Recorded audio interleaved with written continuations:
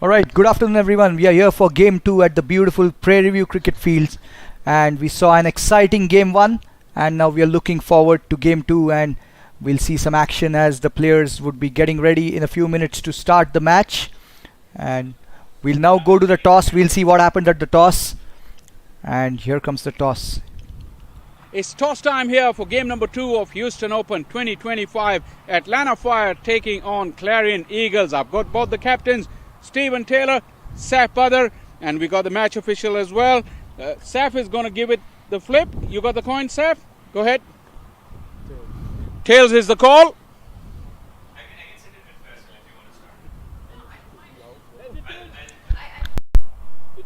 It is heads. Saf Badr, up toss this game. What would you want to do? We would love to ball first. Any particular reason for that? Yeah, because a lot of wind and new ball is always effective. So we'll try to utilize our the first few overs with the ball and use the wind and they just roll the pitch like freshly. So yeah. Tell us something about the strength of your team. Is it more towards bowling or batting? How would you sum it up? We have a very good balanced side with a lot of all-rounders and bowling options. Yeah, pretty happy with the team. We have like 3 pacers and some all-rounders and some good spinners. Okay, Saf Badr, have a good game. Thank you Go so well. much. Stephen, batting first, does it bother you? Oh, no, he was batting first as well. Okay, and coming into this tournament first day, what do you make of the surface? Looks a little bit on the slower side, but to me, I think it's going to be more on the slow, I say spinning in the second inning. So that's why he was more looking to bat first.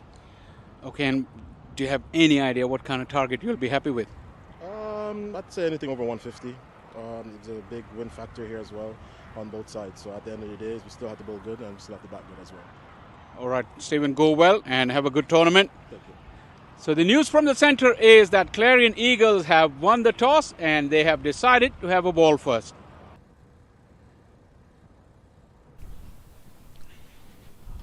Alright, so that's the news. Clarion Eagles won the toss and chose to field, and we have the first ball of the match here. In comes the left-handed pacer to the left-handed batter. This is on the leg stump, pulled away for a single towards deep square leg, and runs on the board here to start for the batting team. I have with me Monali, who's joining in for the first stint. Thank you very much, Nikhil. Got another exciting game on our hands. Both of these teams fairly stacked sides. You surprised that the decision was what it was at the toss? Well, yeah, I mean, in a way, yes, because this is the second game happening over here, so you would ideally want to make use of the conditions after the second game, bat 20 overs first and then get the opposition in by putting runs on the board. Not quite what the captain who won the toss decided to do. In fact, he's won the toss and chose to bowl first. Syed Najaf, he's going to bowl to the right-handed batter Rajdeep, who's getting ready to face his first ball. Syed Najaf coming in, left arm over from the far end. Rajdeep on strike. This is angled into the right-handed batter, but not quite the line, and down the leg side, wide signal by the umpire.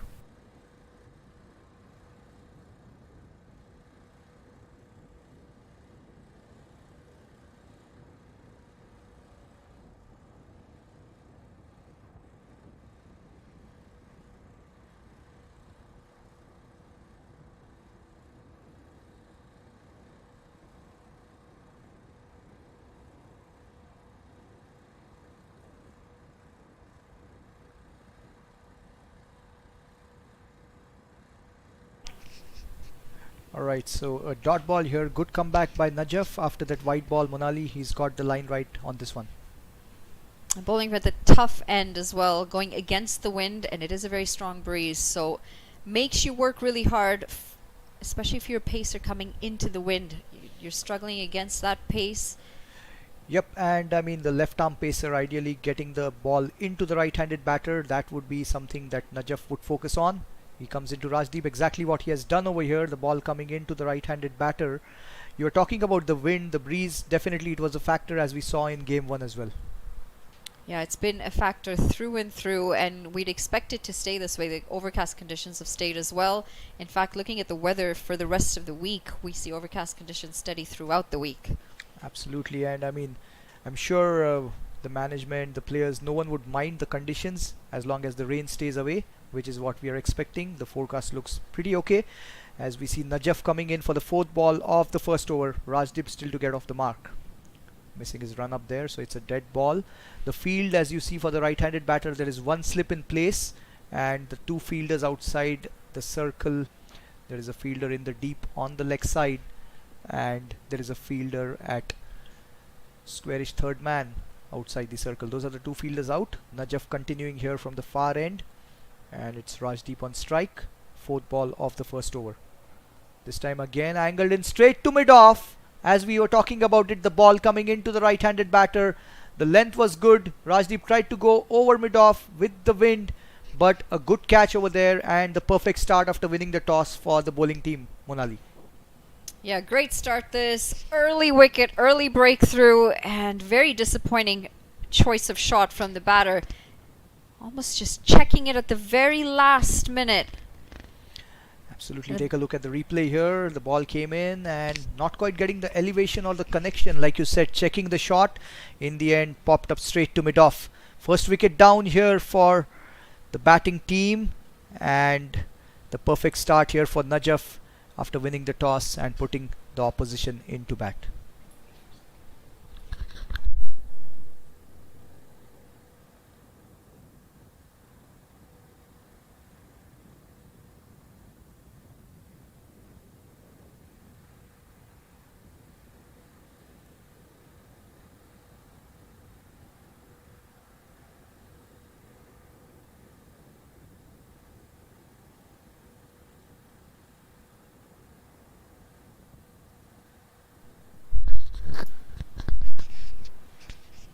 Alright, Well, it's an then. early breakthrough here. Just 2 runs on the board, 1 wicket down. We had seen a little bit of hesitation from side early, just backing away from his run up. Could have been a wind factor. He didn't look 100% happy. And then he's come in and he's taken an absolute peach, an early breakthrough. But now this brings out the danger man and Aaron Jones. And between Stephen Taylor and Aaron Jones, there's a lot of experience between this pair. Absolutely, Monali. I mean, these two experienced campaigners, they play for US and they know each other's game, so the understanding, I'm sure, would be very good over here. And that's what you'd expect. And you'd expect them to capitalize on this, because let's face it, an early breakthrough could mean trouble. They need to study the ship, get a partnership going. It is still power play overs as well. They've still got another 5.2 overs left in power play. And the left-hand, right-hand combination obviously is an advantage for them as well, as we see the next ball here. Great length, just keeping it back of a length. Yeah, and I mean, Aaron Jones and Stephen Taylor, I mean, they've done it together so many times for different teams. I mean, obviously the US team, but even in domestic tournaments, so this experience will come in handy. I'm actually really keen to see the two of them bat together, because in the US setup, we've not really seen them bat together in a while. Yeah, this is the perfect opportunity in that sense for both, as the final ball of the first over.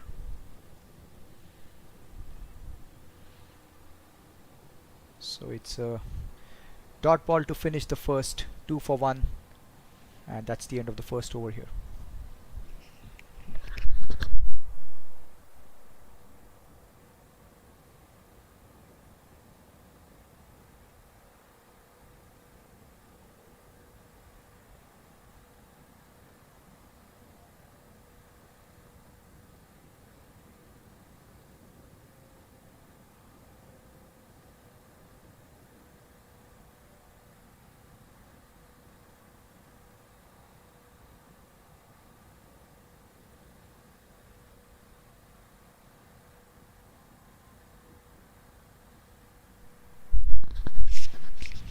Alright, so we'll have Stephen Taylor taking strike in the second over, but it's been a while, as you were saying, Monali, these two have batted together, probably more than a year.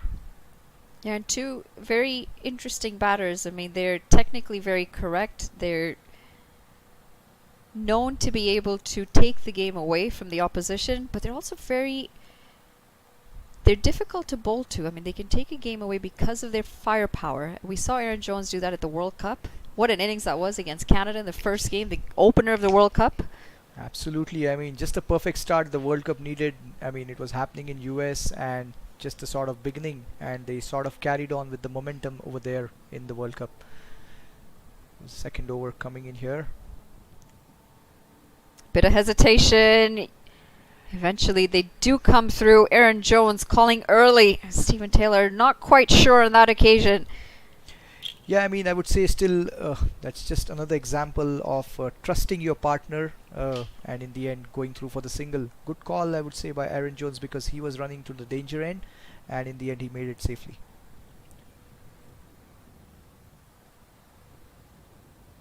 So we know Faisal, a native of Atlanta, he might have a bit of bias there. You're a native of Houston. Is there a bit of bias there from you as well?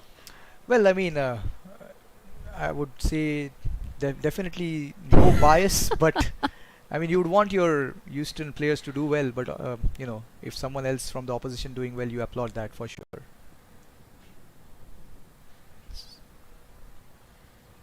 There's certainly so much cricket happening in the United States, and all very decent level of competition.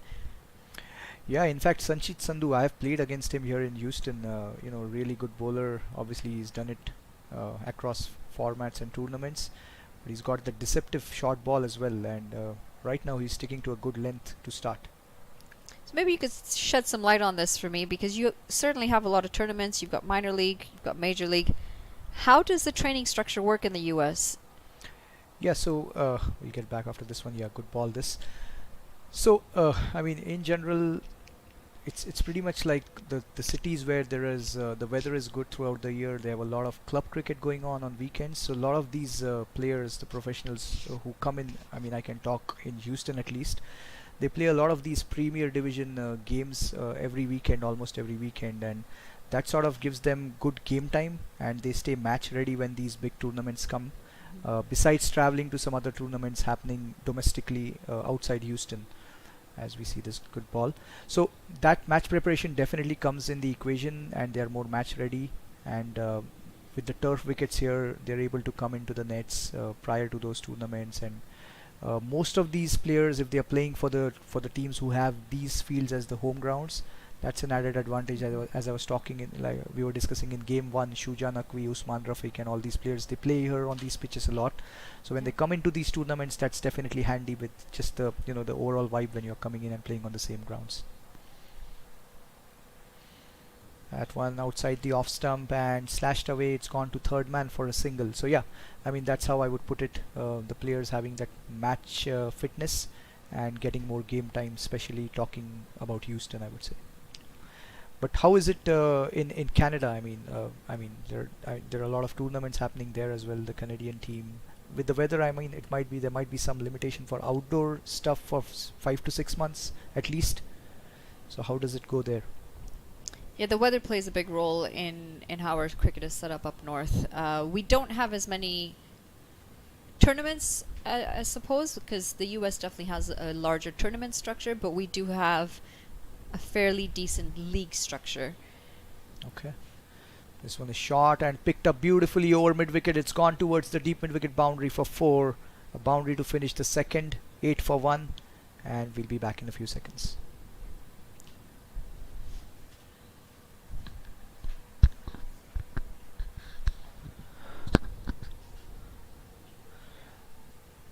Let's take a look at the replay. This one right in the slot, picked up beautifully by Taylor. You're talking about it, Monali. These two take the attack to the opponents. An example over there, anything short and he's lashed onto it.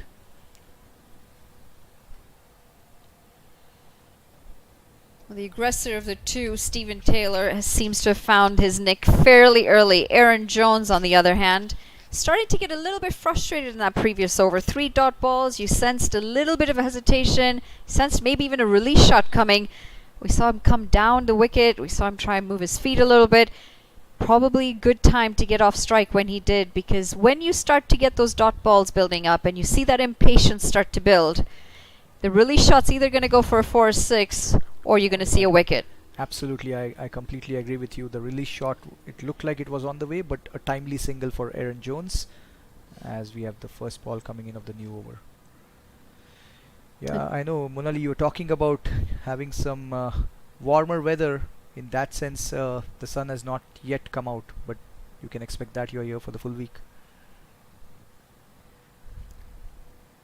Well, speaking of the weather, the overcast conditions, we didn't see as much movement in the first innings, but in the second innings, it was quite different. We saw movement, and here we're seeing early movement as well. Game number 2, Houston Open. Yep, the left-handed pacer getting the ball into the right-handed batter. At least that's what we have seen. Even here as well.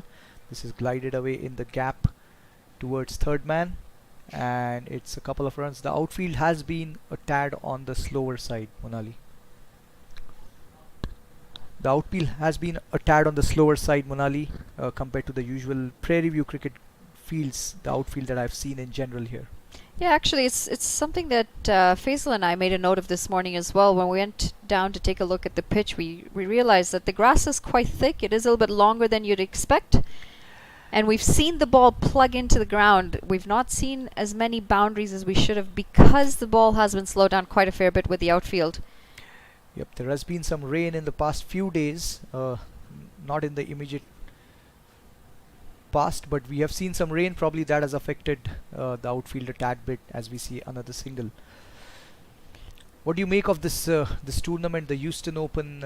I mean, obviously this edition, we've got some good teams, good players. Again, it'll be some good competitive cricket and skill set on offer. Good to see this. Yeah, the impressive part for me with this tournament is seeing the caliber of players. You have a lot of decent players in the US, except it's a big country. And so everyone is spread out all over the country. But to be able to see the caliber, to travel down and to actually come out here and compete against each other, that shows the overall growth of the sport. And it shows the overall growth of the level of competition, because you're playing against really good competition. That right there is prime example of the movement that we've been speaking about. The ball going away from the left-hander. Syed Najaf is definitely getting some movement out there. Absolutely. Take a look at the replay. This ball going across the left-hander. He tried to play the cut shot, but the movement beating the batter there. Well bowled by Najaf. And it's good to see a good start here by Najaf and the bowling team so far. This time that's a wicket here. We were talking about the movement, Monali, and the outside edge, and a good catch there by the keeper. Second wicket down here. The perfect start for Najaf. This is a big one. It's the wicket of Steven Taylor. Ball before doing a little bit too wide as it continued to swing. And this time around a little bit closer. Great adjustment from Najaf. This is exactly what you want to see from your top bowlers. Brings it in a bit more. Gets that outside edge. And again, an outstanding catch behind the stumps. Yep. Second wicket down. They're in a bit of trouble here. It's 12 for 2 after 2.4.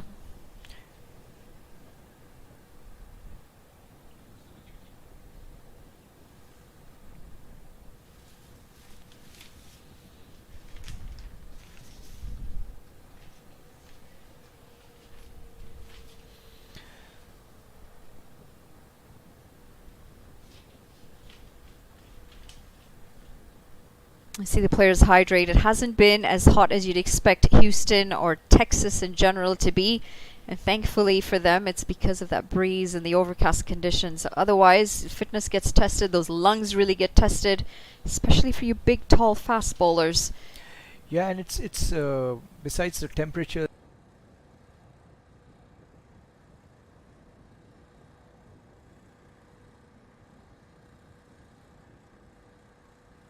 they don't have to really worry about hydration. But Najaf, the perfect ball, a dream ball for a left-handed pacer against a left-handed batter. That ball was bowled at the perfect length and it moved away from the left-handed batter, and an excellent catch by the keeper. One left-hander replaced by another, so the left-hand right-hand combination still ongoing, Monali. Aaron Jones, who's yet to find a little bit of form out in the middle, struggled as well in the series that they've played just last week, in fact, the North America Cup. He'll be happy to find some form soon. Sitting at just 4 off 9 deliveries. And he's lost his partner in Steven Taylor, who was the aggressor so far. Absolutely. Steven Taylor played that pull shot in the previous over, which went for 4. But he departs. And we have the new batter who's walked in. Beautifully bowled. Just look at that. The movement away from the left-handed batter. Henchard letting that one go, and sensibly done that to start by the batter.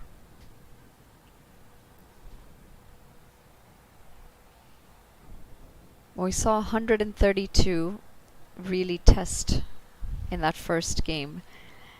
I would like to think that 140, 150 would be par, but from what we've seen, 2 wickets down, I think that 130 mark, it still seems par. Yeah, 130 seems par, and this is the second game happening here, so the pitch will dry up. I mean, in that sense, definitely 130 looks like it is a good score to get to. Anything more than that, obviously the batting team would take that. That's the end of the third, 12 for 2. Yep.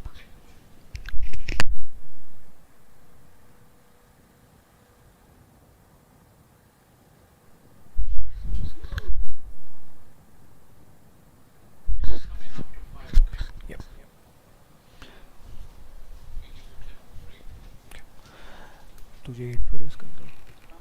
Smith Patel, Crick Bus. Alright, so 3 overs, 12 for 2, and I have now with me in the commentary box Mr. Smith Patel, the active media reporter from Crick Buzz. Thank you, Smith, for joining us here. Yeah, thanks for having me. It's great to be out here in the meadows of Prairie View Cricket Club. Yep. So, what do you make of the start, Smith? 3 overs, 12 for 2. We have the first ball of the fourth over here. This time Aaron Jones tries to play the pull shot, not quite getting the connection. It's a top edge, and it's a catch, simple catch taken at short fine.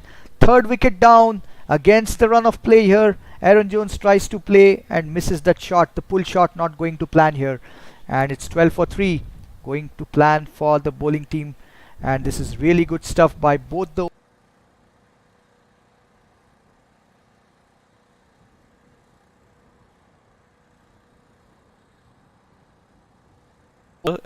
He was run out. He was sold actually to the Rivers End by his partner Milind Kumar in the final of the North American Cup. And over here as well, he is slow off the blocks, trying to force the issue, and probably not playing on the merit of the ball as well. And he's departed, and guess the new batsman is. The new batsman walking in here at number 5. Meanwhile, we were talking about Sanchit. I mean, he's got a deceptive short ball, and we saw an example of that. A good short ball. Aaron Jones not quite getting the pull shot, and a leading edge gets a wicket here. So 3 down, 12 runs on the board, and Clarion Eagles, they are really doing it well. Atlanta Fire, they are in. They are in a spot of bother here with 12 runs and 3 wickets. Aaron Jones, Steven Taylor, both gone. So it's all happening here at the Prairie View Cricket Fields. And Smith, when was the last time you were here at PV? Have you covered some games, or have you been here? Probably the last time I was here was that game against Bangladesh, the series against Bangladesh, that historical series against Bangladesh, where the USA were all over Bangladesh. Absolutely, and I think that gave the USA team good momentum going into the World Cup, not to forget the opening game which we were talking about. It was a great launch pad for that David versus Goliath game against Pakistan, which stunned the entire cricketing world. For sure, as we see the first ball here for the new batter who's walked in. He's off the mark with a flick shot towards mid-wicket. So, Obus, who's come in to join Hanchard. So 2 new batters at the crease, and the perfect time to really go for the kill here and make use of the power play. 3 wickets down within 4 overs after winning the toss. Any captain would take that. Yeah, they've made clear inroads, and they wouldn't have wanted Obus PNR to be walking at after 3 overs. There might have been a certain role they would have assigned to him right before the game, which would have been to sort of come in after 12-13 overs with the platform already being set, and for him to flex his muscles at that point in time. Yep, an unexpected and different role here for Obus, as we see Hanchard on strike, well bowled by Sandhu, the ball coming into the left-handed batter, a dot ball here. So Sanchit Sandhu 1.4 overs, 7 for 1, and at the other end Najaf has picked up a couple of wickets. So good facilities here at the Prairie View Cricket Fields. Do you still get nostalgic about that win against Pakistan? Oh, it's yeah. it's about to be an year.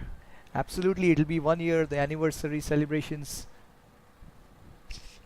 And I mean, the way USA beat Pakistan in getting us back, and that was really good to see.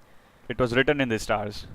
Yep, it was one for the ages, something that you dream about when you're playing for your country, as Sanchit Sandhu missing his run up there. So Smith, you would have been there in Dallas for that game, I believe. Yeah, I literally had tears in my eyes. Absolutely. Because of all the toil that I've seen these players go through. They were the same, almost the same pack of players that were playing the World Cup that came in the form of professional, already turned professional players like Harmeet. I agree. I mean, some positive reinforcement last year for the USA team in the World Cup, and some experienced campaigners. So it was all that went to plan that day against Pakistan. And overall, a good campaign for USA in the T20 World Cup. And prior to that, good preparation here at the Prairie View Cricket. On the highway end, he's coming in to bowl to Obus. This time outside the off stump, some movement away from the right-handed batter. Luckily for Hanchard, not Obus, I beg your pardon. Luckily for Hanchard, not quite getting the outside edge. Let's take a look at the replay. We Is- haven't missed Mangesh Chaudhary. You know, he's just stepped into the commentary box, the unsung hero of American cricket. Yep, we've been talking about Mangesh. I mean, he's worked a lot behind the scenes to give us these pitches, these facilities. So good job by him as always. As we have the first, in fact, beautifully bowled this ball, and it's a dot ball. So that would be the end of the over. 4 overs done, 14 for 3, and we'll be back in a few seconds.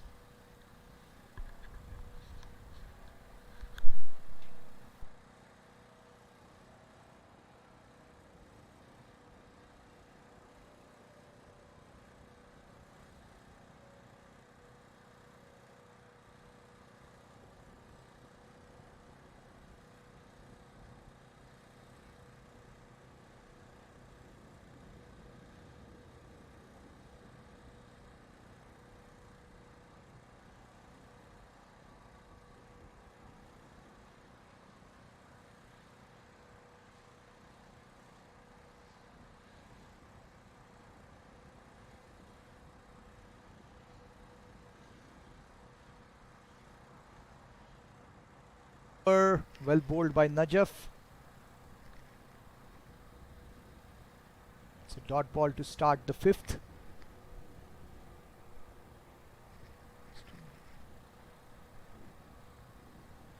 Alright, so it's a dot ball to start the 5th. Najaf in the middle of a good spell over here. Smith 2.1 overs, 2 for 6. The old war horse, Syed Najaf Shah, always at you, always steaming in, always bustling in. Yeah, he's getting good movement as well. The slightly overcast conditions, he's making good use of that here. Again, beautifully bowled, good line, good length, not giving anything away. We are in the power play, and the two fielders outside the circle. We got a deep backward square, and we got a fielder, the second fielder outside the circle. It'll be interesting to see how Hankard Hamilton actually counters the situation, because he'll have to play against his character first of all. Absolutely. Build an innings. In comes Najaf. It's Hankard on strike, walking down the track, but nowhere close to the ball. Beautifully bowled again, beating the batter all ends up. He tried to negate the swing, but he was nowhere close to the pitch of the ball. And again, that good movement by the bowler we see here, Smith. It's a gripping contest, to be honest. Here's a seasoned campaigner in the form of Syed Najaf Shah, the old warhorse, as I mentioned, and here's someone who doesn't waste his time out in the middle, is always in the lookout for the boundaries, and then he sort of prefers the singles and doubles. Yep, the current run rate is 3.11 as Najaf comes in here. Beautifully bowled again. That line, that length, the movement. He's in the middle of a very good spell over here. I mean, beating the batters all ends up. That's sort of the perfect ball, almost like the way he got Steven Taylor. Yeah, it's swinging many a mile, and there was daylight between the wood and the leather. Absolutely. 2.4 overs, 2 for 6. Najaf showing all his experience, and Good skill set on offer, in perfect conditions to bowl here. This is good to see from the left-hander. The second fielder outside the circle is a deep backward point, and there's a fielder outside in the deep on the leg side. Well bowled to his field, no single on the offside, it's a dot ball.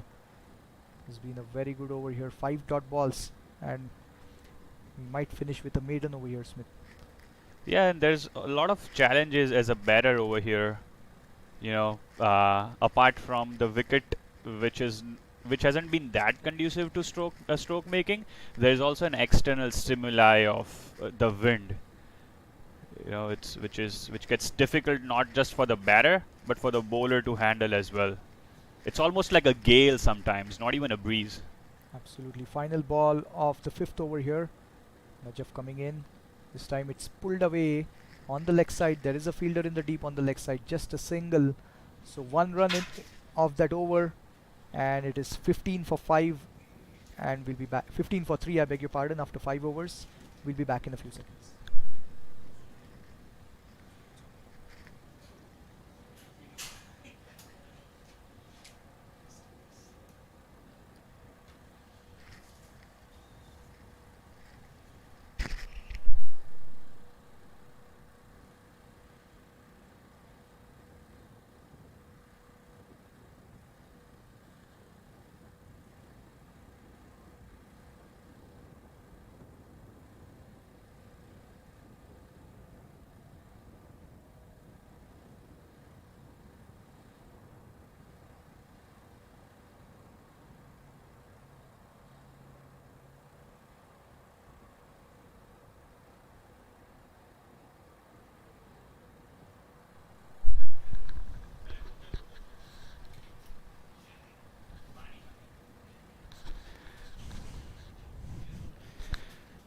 What a start this has been.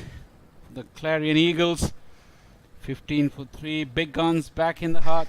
Aaron Jones and Stephen Taylor has been taken care of.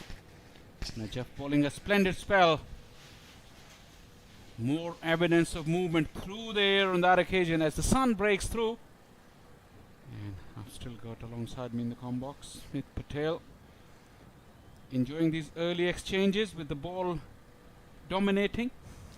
Yeah, they're making the ball talk, which is not an everyday sight in this format of the game. The not so pure format of the game.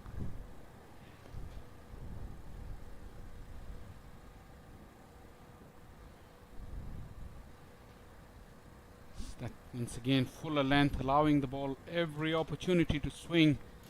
And you mentioned the fact that it's breeze, wind, or gale even at sometimes, because the strength keeps increasing, and that has really helped the bowling or the fielding sides. This is the second game of the day, and we've seen batting hasn't been easy, with the exception of a couple of batters.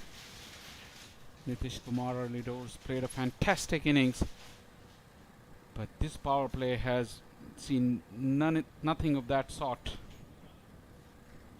Once again short, but not connected. Henchard Hamilton, normally a very strong player of the pull shot. I feel that he's missed out over there. Yeah, I'm surprised they sent in Obus PNR this early on, when there were clear early inroads being made into the Clarion Eagles batting order. I would have expected someone like Rajdeep Darbar, who's sort of a crisis man literally in the T20 format. I would have expected him to walk in and just face these bowlers. I've seen Rajdeep Darbar open the batting for Atlanta Fire in the minor league. Obus Pinar, tall South African, really got on top of the bounce on that occasion to get it away for a single. But Obus Pinar is also a very good all-round batter. I've also seen him bat in various positions, given various roles. It's just they went with the gut feel probably, or just to get him in, because he's still inside the power play, remember? Yeah. Something about Obus, he was a bowling all-rounder.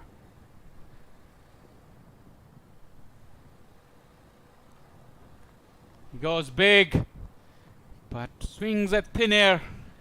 Something about Obus, he was a bowling all-rounder, not necessarily even a bowling all-rounder, a proper left-arm fast bowler. In the 2008 under 19 World Cups, I think he was the 12th man in the final versus India, where the eventual champions India clinched the World Cup under Virat Kohli's captaincy. But over the years, we've seen a lot of players emerge at the under 19 level as Hanchard Hamilton flays it through in the air but in the gap. Allowed to free his arms, and he went after it. A much needed boundary for Atlanta Fire. Coming back to Obus, he was also he actually stood second in the List A competition for the number of runs in a season, and he was very close to a South Africa A call-up as well. And the reason why he chose to shun fast bowling was that he had a very bad stress fracture while playing league cricket in England, and the doctor had said that the second time it happens, it will be difficult for you to walk as well.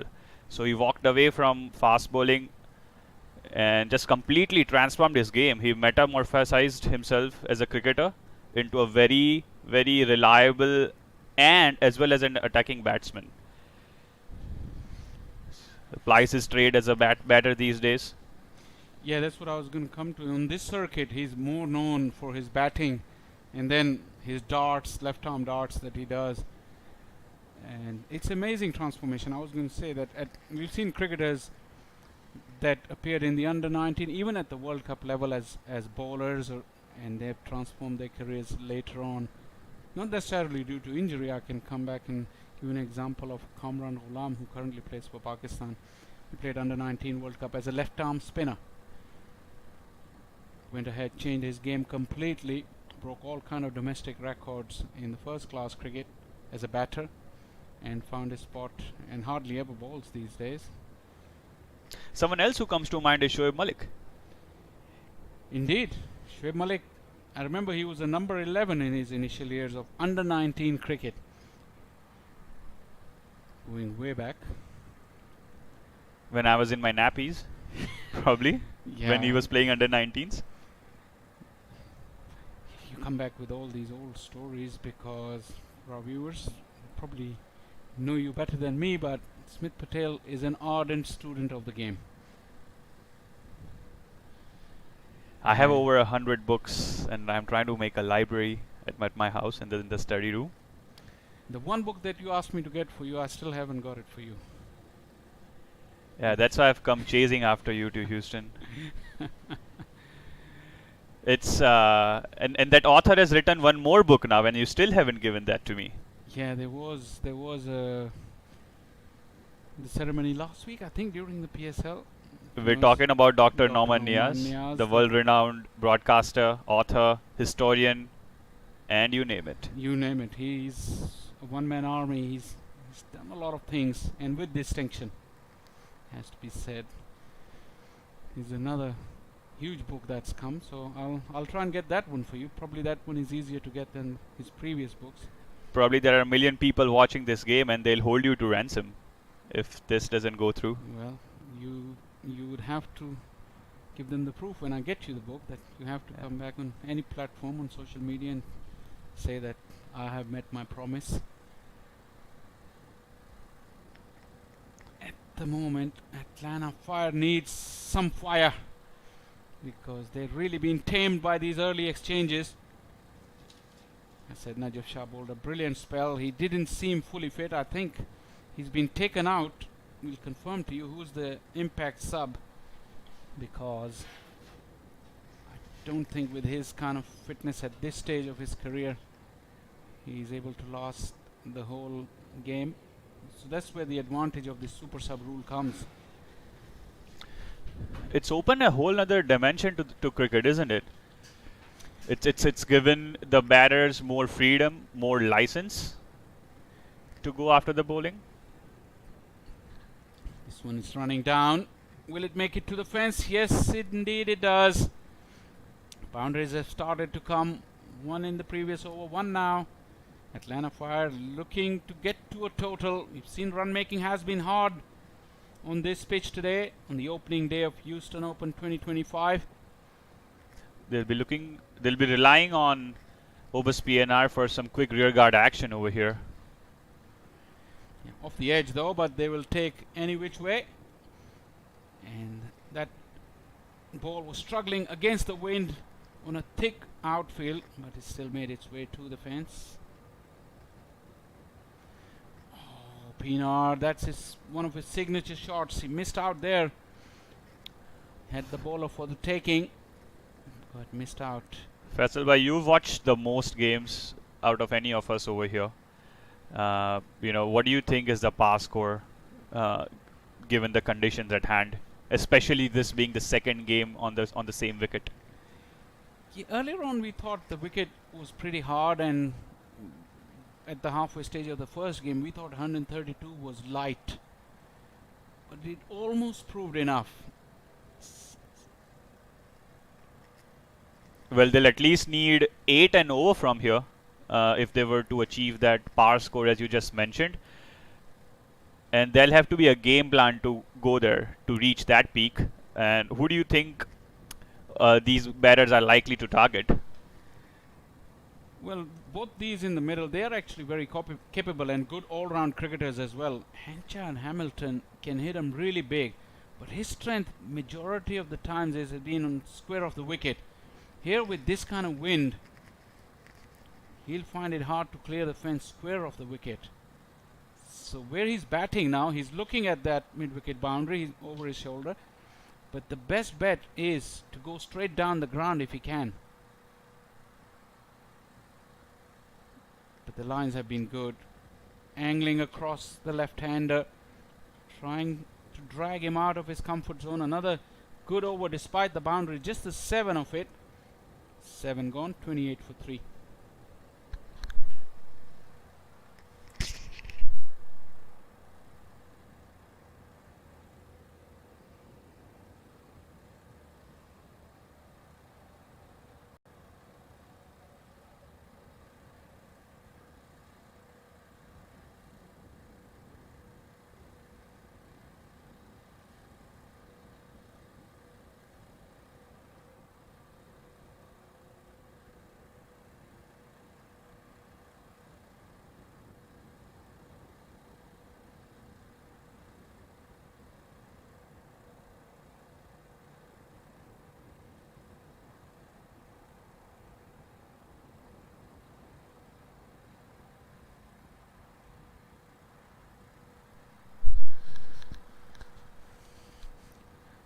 Talking about that 180, 13 overs to go, 7 and over will take him to roughly around 120, so they need to go harder than that.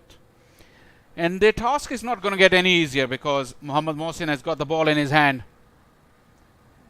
And he's bowling into the wind, a tall leg spinner. Hails from Peshawar, recently got married as well.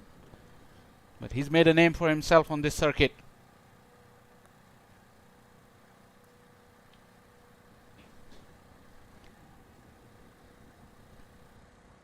God, Hamilton loves the slog sweep.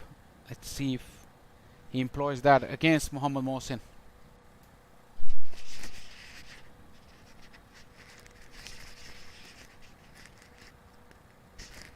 Still bowling over the wicket, Mohsin. Also has a good wrong-un, so like to take the ball away from Henchard Hamilton, to try and keep it away from his hitting arc. Into the gap. He was the find of the season, isn't it, in the first MLC for the Texas Super Kings. Spun a huge web around the MI New York in his very first game, I'd like to believe. I think the 4 wicket haul, and he really set the stage alight. 4 wickets were literally single digits, 4 for 9 or something like that, if I'm able to recollect. And the important thing about that performance, as we watch a reverse sweep, the important thing was about that performance is that every time such leagues start, the main focus is obviously on local players, how good they will do, because those leagues are a huge opportunity for the local players. You see the big players coming to the new leagues, and especially a league in associate country, the attention is always towards the local players, and his standout performance really set down the marker for everyone else. He's been among the wickets lately. He's played a pivotal role in Janakpur's victory in the Nepal Premier League. He picked up a 3-wicket haul and a crucial 2-wicket haul in the semi-finals of the Nepal Premier League, as pointed out by my co-commentator Monali Patel. And just before he's jet set it to Nepal, he was the MVP at the Atlanta Open as well. Both with bat and ball, he made telling contributions for this very team, Clarion Eagles, who ran away victors on that occasion. Extra bounce off the top edge. It won't go to the fence, or will it? It will with the wind. Harmeet Singh gave chase, but in vain. Boundary to finish off the over. Couple of boundaries in 2 overs now for the Atlanta Fire, looking to get their innings going through Henchard, Hamilton and Oberspiener. It was the googly, but it pitched outside the leg stump and got the top edge. 35 for 3 after 8.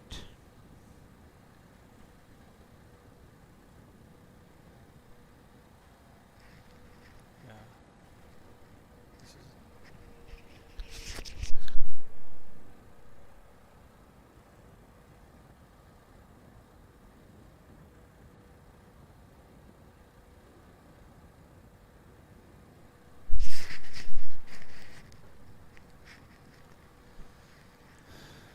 14 of the last 2 overs for Atlanta Fire. Partnership starting to build. Oberspiener 10 of 17. Once again looking for that huge swing, looking to get underneath it, thick inside half of the bat.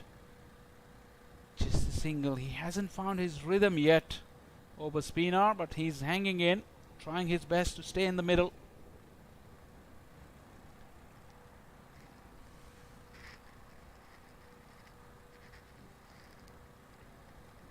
You've been a busy man recently, Smith, coming out with definite groundbreaking stories as well.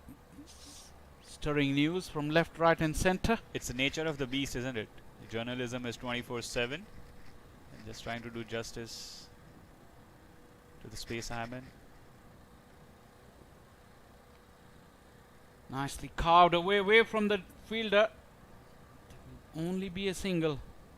And with USA, with cricket in North America, I should say, you know, there's something or the other brewing all the time off the field as well as the on-field action. Yeah, there's never a dull day, as they say. It's a reporter's delight, you know. Absolutely. You never starve for stories or news. You guys thrive on that.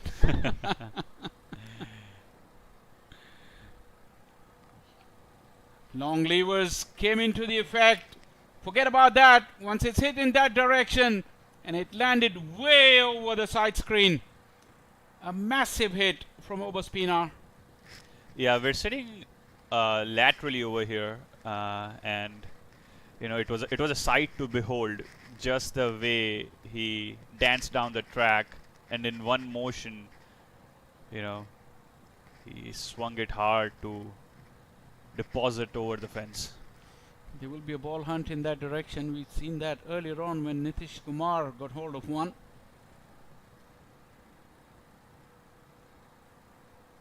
But you talk about the sight of tall Oberspiener coming down the wicket using his long levers. But the most incredible thing about this shot was the balance that he had. And despite all that movement of feet, his head was still, eyes focused on the ball, and pretty much was looking at the ball when it made contact with the bat. Have a look at that. 1-2 bang. How can you be so elegant when you're hitting such a powerful shot? That was really the key to that shot.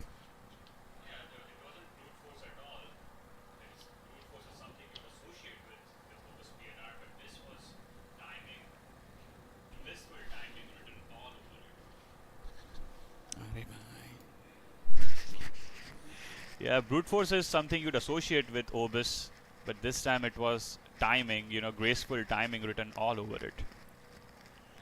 The ball has been retrieved in the meanwhile, and the contest resumes. Going full again was Harish. See a bit of a momentum coming as we approach the halfway stage.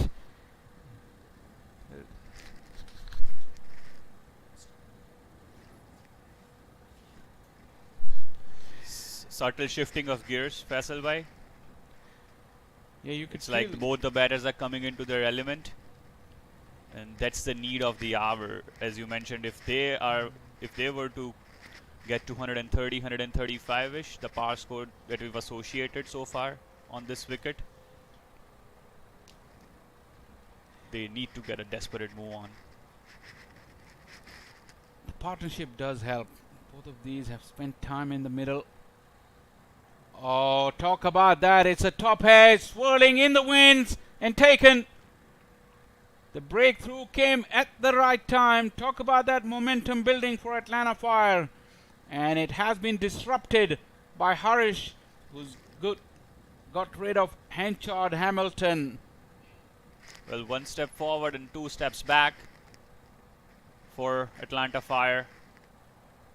Just when they were trying to wrestle the momentum back into their favor, this is a crucial blow in the form of Henchard Hamilton. The way he reacted to the bounce of the ball, it felt like it didn't get through from the wicket. It was like a spongy type of bounce that made him to mistime that pull stroke. And in the end, it felt like he was fetching it from outside the off stump. And That's when shot selection is so key, playing on these sort of wickets. You need to identify your strokes, you need to identify your strengths and weaknesses, and sort of build on those strokes that you've identified.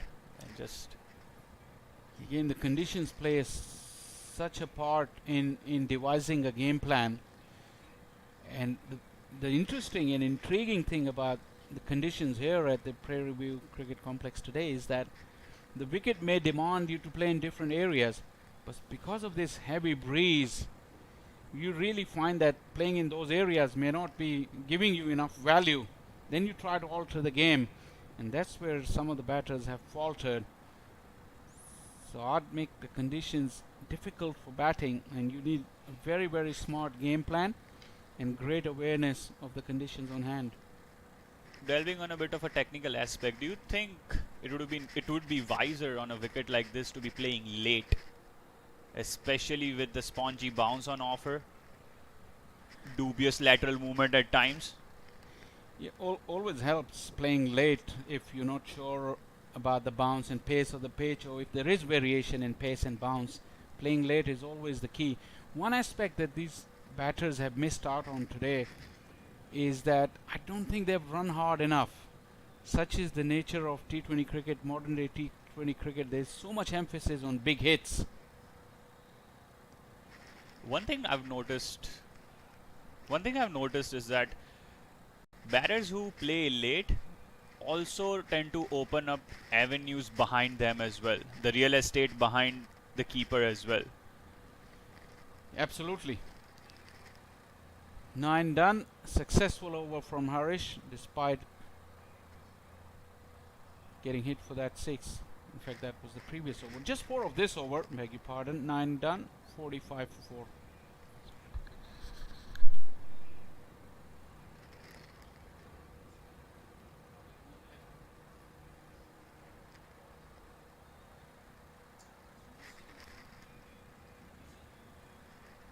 Please, no? Yeah.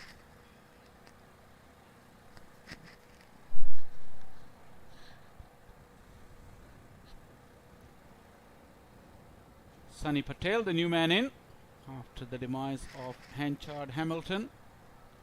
He'll be taking strike against Mohsin. Incredible story from Mohammad Mohsin.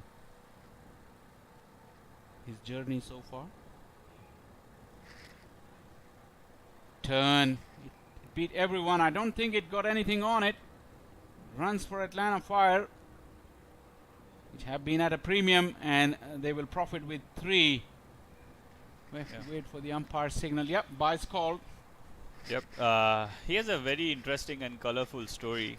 You know, a reporter's delight again. So, the story goes that in February 2022, already a first-class cricketer, Mohammad Mohsin, and a handful of PSL games under his belt, but not a regular by any means.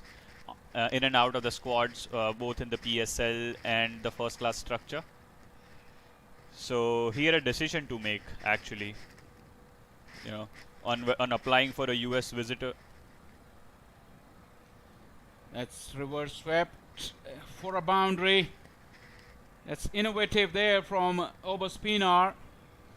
And Mohsin will have to think twice about his plans for Pinar, because Pinar can hit both types of reverse sweeps, and on that occasion found the gap on the offside.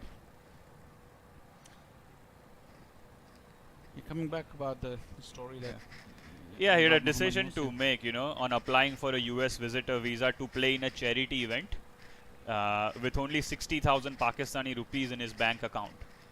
Wow. So Mohsin knew, you know, the cost of visa application itself would have halved his bank account. You know, besides with 55% US visa acceptance rate in Pakistan at the time, it was a total shot in the dark.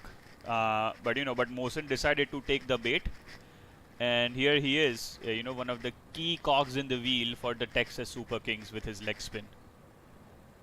So sometimes, Faisal, why you have to be at the right time, at the right place, and at the right juncture, the right moment, I guess. One thing is common in that story, that he had talent all along. He's just found himself, made a bold move. At the moment, plenty of innovation and boldness there on show from Oberspinar, who's taking to task. Mohsin has been hit for reverse sweeps a couple of times in this over, as 50 has been brought up for Atlanta Fire. Yeah, talking about the bold decisions you have to take in life, and then just believing in yourself, that is the key, and that is a story for everyone. If you look at Mohammad Mohsin, where he is today, not just here in Major League Cricket, went to the Franchise League in Nepal, also played a little bit in CPL last year as well. One of the replacement players he got there, and he's a regular fixture here in domestic cricket.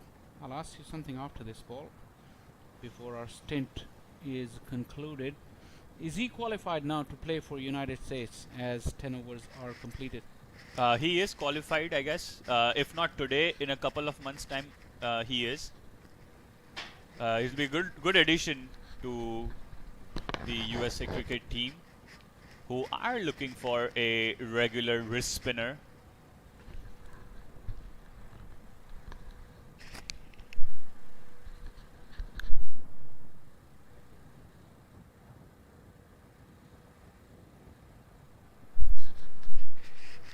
Replacing Faisal Shah in the commentary box is Monali Patel. It's not often we've got two Patels in a comm box, is it? There you go. Patel's for the win. Faisal continuing to comment outside of the comm box. We hear you, Faisal.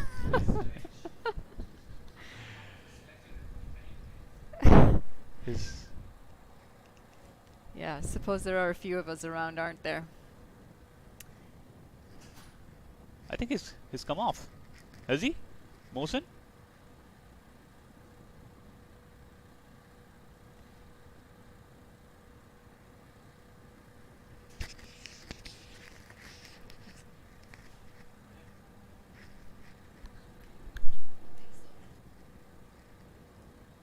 Okay.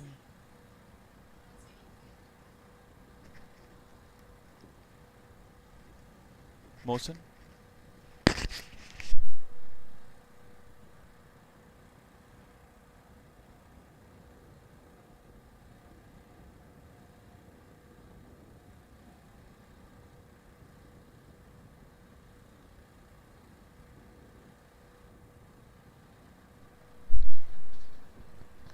It's back to the action.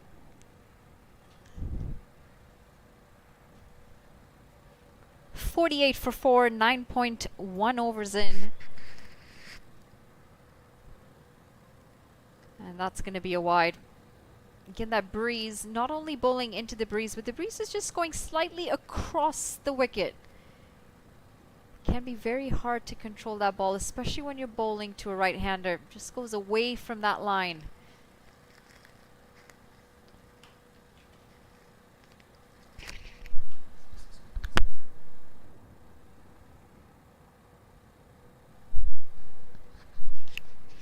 Better line this.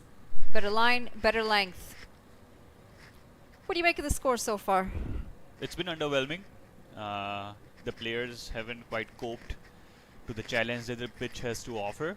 The shot selection has been rather poor, I should say, from experienced batters. Do you find the reliance on the big shots is so heavy at this point with T20 cricket that they almost don't even look at the option of hitting those gaps and rotating if the ball isn't there for a big shot? That is true, and the thing is that it's not always, you know, the cow corner. It's not always the long on. It's not always the long off. For to, you know, for your escape shot or for your release shot. You have to find different avenues in the field. You have to.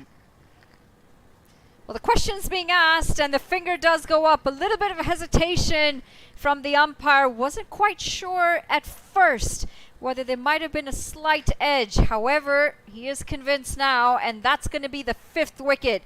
Is this the moment where they're going to feel, the Eagles are going to feel that they might just have this one in the bag? Yeah, doesn't look quite happy, Sunny Patel. He's shrugging off. She's shaking his head. And half the side in the hut. The Clarion Eagles would fancy their chances to wrap these Atlanta Fire guys way below the 3-figure mark. And just halfway past the overs as well. Just 10.3 overs in, 5 batters down. This is a lot of trouble. I'm not sure how they would feel, especially after this wicket right here. It goes fairly wide. However, there's an obvious deflection there. And I'm not sure why he looked as disappointed as he did, because from that angle and from that view, it looks like there has been some bat on there. Great reaction from the keeper as well, because the ball was going right until it caught the edge and then came right back in. That was more of a sign, I guess, now that I think about it, that he might be cursing himself, because the ball was the ball trajectory was going towards the 7th or the 8th stump. Quite an unlucky way to trudge back to the dressing room. You gotta love batters though. So he probably or definitely knows that he's hit it, but he's saying no run, I'm good. Expecting the umpires thinking, oh no, that's probably a wide. Well, he's from Surat. And you'd expect something from that part of Gujarat.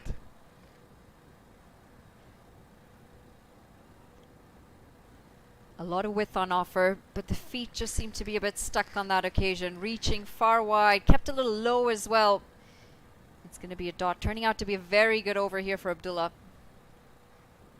When we come back after this over, I do want to pick your brain, because you're obviously in the cricket scene quite a bit here in the US. We've had a lot of conversation around minor league. We've had a lot of conversation around tournaments such as these.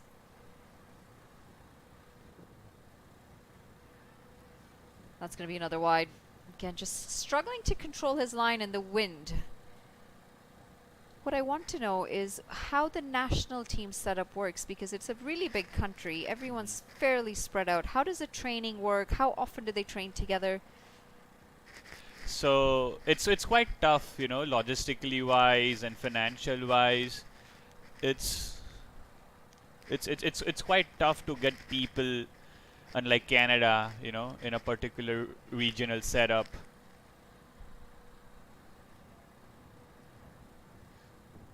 This is well played. Just guided. Nice and fine. associate countries do not have the liberty of a high performance center which provides lodging, which provides ample of training facilities infrastructure wise. But I guess it's getting there. The Dallas facility is, I would like to believe it's a state of the art facility with at least like 8 practice wickets out there, along with 4 or 5 tough wickets on the main ground. A lot of positives happening in USA Cricket, and you now have the stadium in Dallas. You've got Broward County that you've had for quite some time. And you bring up a really good point. I mean, for associate cricket to make this happen, you need the funding. It doesn't happen out of nowhere. Pulled. Short. Too short and too easy, as this is put away for a maximum. A lot of authority on that shot. There was a huge hit. Once again using his long levers, Obus PNR, clattering that over deep square leg. He's the one to held this innings back together, Monali. Absolutely, and he's got to continue doing that because it's just at the 11 over mark. Still a lot of time left, and with wickets already down, you'd expect him to be the answer. Might take a bit of fetching for that ball. Went a long, long way into the leg side. Coming back to our story of American cricket, ever since the advent of MLC, we now have at least 15 tough wicket grounds scattered around the US, and right from 1965 to probably 2016ish, when the erstwhile Usaka was banned, they didn't have one tough wicket under their ambit that they could say that this is ours, we've owned or we've leased this particular strip of 22 yards. That's incredible. That is actually really incredible. And it plays hand in hand. If you're expecting your top players to be able to compete against other top players, you've got to give them the right facilities for it.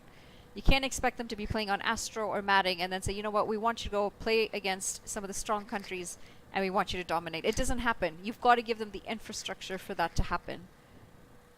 And Canada's had the wood over their arch rivals USA over the years.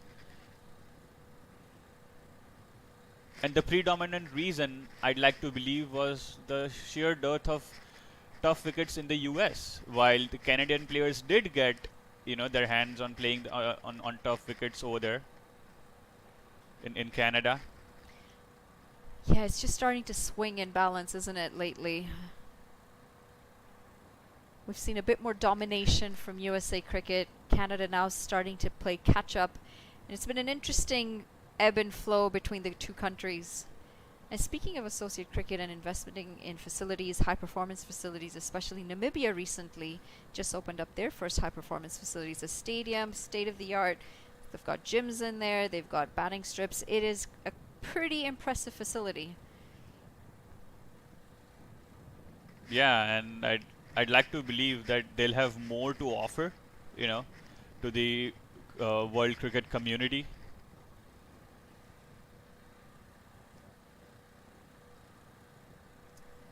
Darting it in nice and straight, allowing for very little room here. We've seen some great Afrikaans athletes in world cricket, and Obus PNR being one of them. And you have a lot of, Afrikaans speaking people over across the border in Namibia as well. Yep. The culture that they come from, the food that they eat.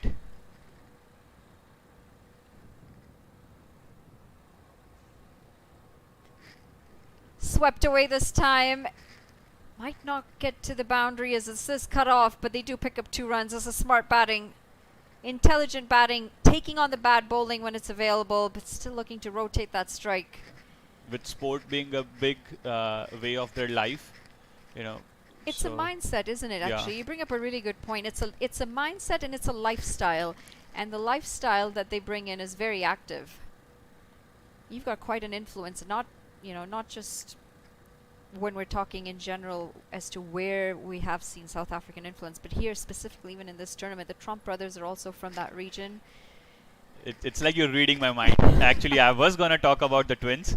They're sub-zero golfers I did not know at that. the age of 17. So again, stressing on our point that the sport is a way of life for many South African and people, especially hailing from that particular community, Afrikaans community Yeah. in southern Africa, not just South Africa. It's parts of Zimbabwe, South Africa, and Namibia. 12 overs gone. It's 71 for 5. Even AB de Villiers, right? I mean, Multi-sport. he was a champion at hockey, the Yep. field hockey, played rugby as well, and was almost like a demigod with the bat in hand. You know, and we talk about a lot of these multi-sport athletes. We talk about these countries being very active. Australia is another one. The lifestyle allows for people to be very active, to enjoy their sport, and they do enjoy their sport. It's not just cricket, it's not just rugby. It is a multiple sport setup for them, and you'll find the average Aussies following at least 3 to 4 different sports actively. I haven't confirmed this story, but I guess in 1976 or 72 or 80s, I don't quite remember, they went medalless in the Olympics. And This is going to be another one. Terrible, terrible decision on that occasion. Trying to use his feet, Obis Pinar, and unfortunately finds a man at deep cover. Not quite where he would have liked that ball to go, but unfortunately, I suppose he would have liked to accelerate this run rate. Yeah, just signaling as he walks off as well. He wanted to go a little bit straighter, just went a little too square. 35 of 24, it was almost he was playing on a different wicket, Monali. And that's what confidence does, doesn't it? When you start and you start well, you see the ball well, you think you're invincible. Unfortunately, sometimes the bowler gets the upper hand. Harish into the attack. He's picked up his second wicket. 17 for 2 for him. It's 71 for 6 after 12.1. So coming back to my story about the Olympics in Australia, so some point in time in the 70s or early 80s, they went medalless in the entire edition of an Olympic Games, and they declared it a national shame. That's when they started infusing more cash, more investment in public sporting facilities, in schools, in community centers, and that is how and that's a form of nation building as well. Not just sport, but you're building the DNA of your future generations, Yep. hardwiring it upon them. And it is hardwired. And I mean, I didn't know of that fact, but that speaks volumes because now you see their performances in the Olympics and they dominate certain sports, isn't it? Like swimming, for example, absolutely dominated by Australians. Cricket has always been something that they've dominated. They take so much passion Field and hockey as pride. well. Field hockey is another one, yeah. I mean, Americans love their sport too, though. It wouldn't be fair to say that they don't. It's a bit more limited to the sports that they are drawn to, I suppose.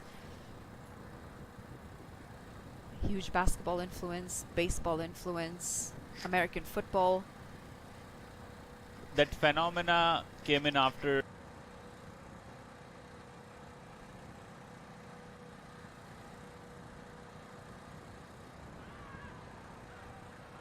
Out here, height seems to be an issue. Rubbing the top of his thigh there, Kevon Cooper. Finger stays down. So I've got to ask you this. I'm assuming you're going to call yourself an American now?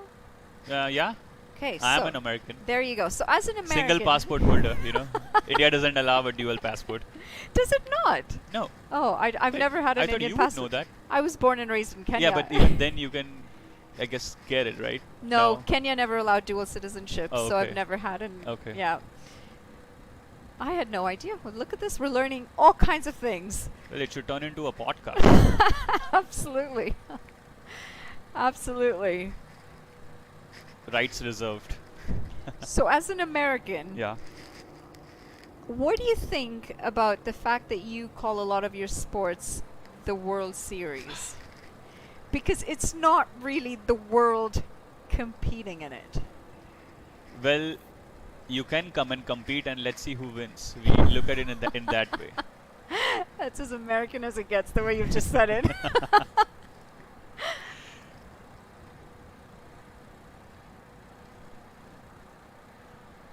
We do allow you to step in, Monali. Absolutely. There's so many I am franchisees very thankful for that. up in Canada. Thank you for the hospitality.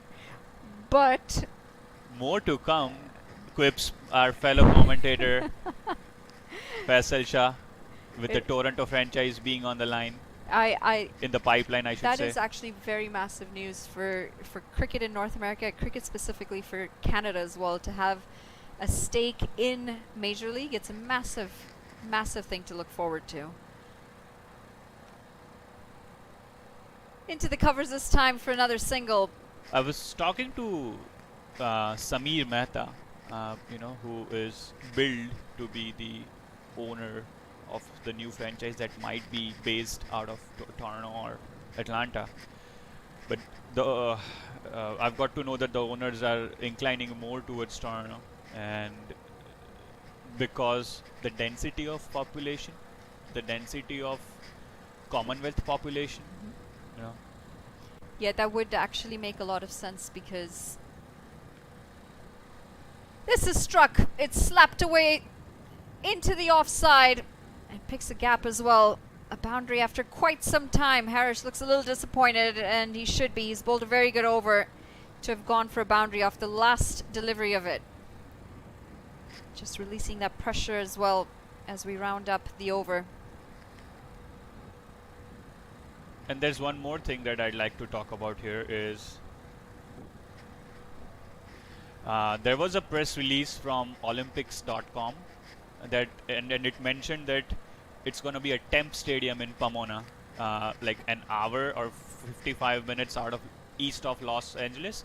But I've just confirmed through very reliable sources that it's not going to be a temporary facility, and the city of Pomona, the Knight Riders and LA 28 are working in tandem to finalize a particular solution, and the LA 28 wants it to be a legacy project, unlike the Cricket World Cup. So we're talking about another permanent stadium. Yes, That's massive. that's going to be home to the Knight Riders, Los Angeles Knight Riders. A little messy. And the fumbles cost them an extra run. They pick up 2 runs. Good awareness from both of the batters. And phenomenal news for USA Cricket as they look to add yet another stadium.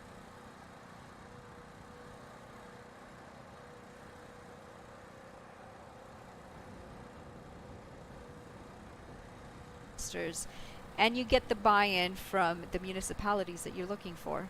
Yeah. Fantastic news. You think Shah Rukh Khan worked his magic? Do you think so? That's a question more to you. You a Bollywood fan? I'm really not a Bollywood Okay. fan. Or a Shah Rukh Khan fan. Okay. I mean, I've watched a few of his movies. He's not a bad actor. Not bad at all. Not bad at all, yeah.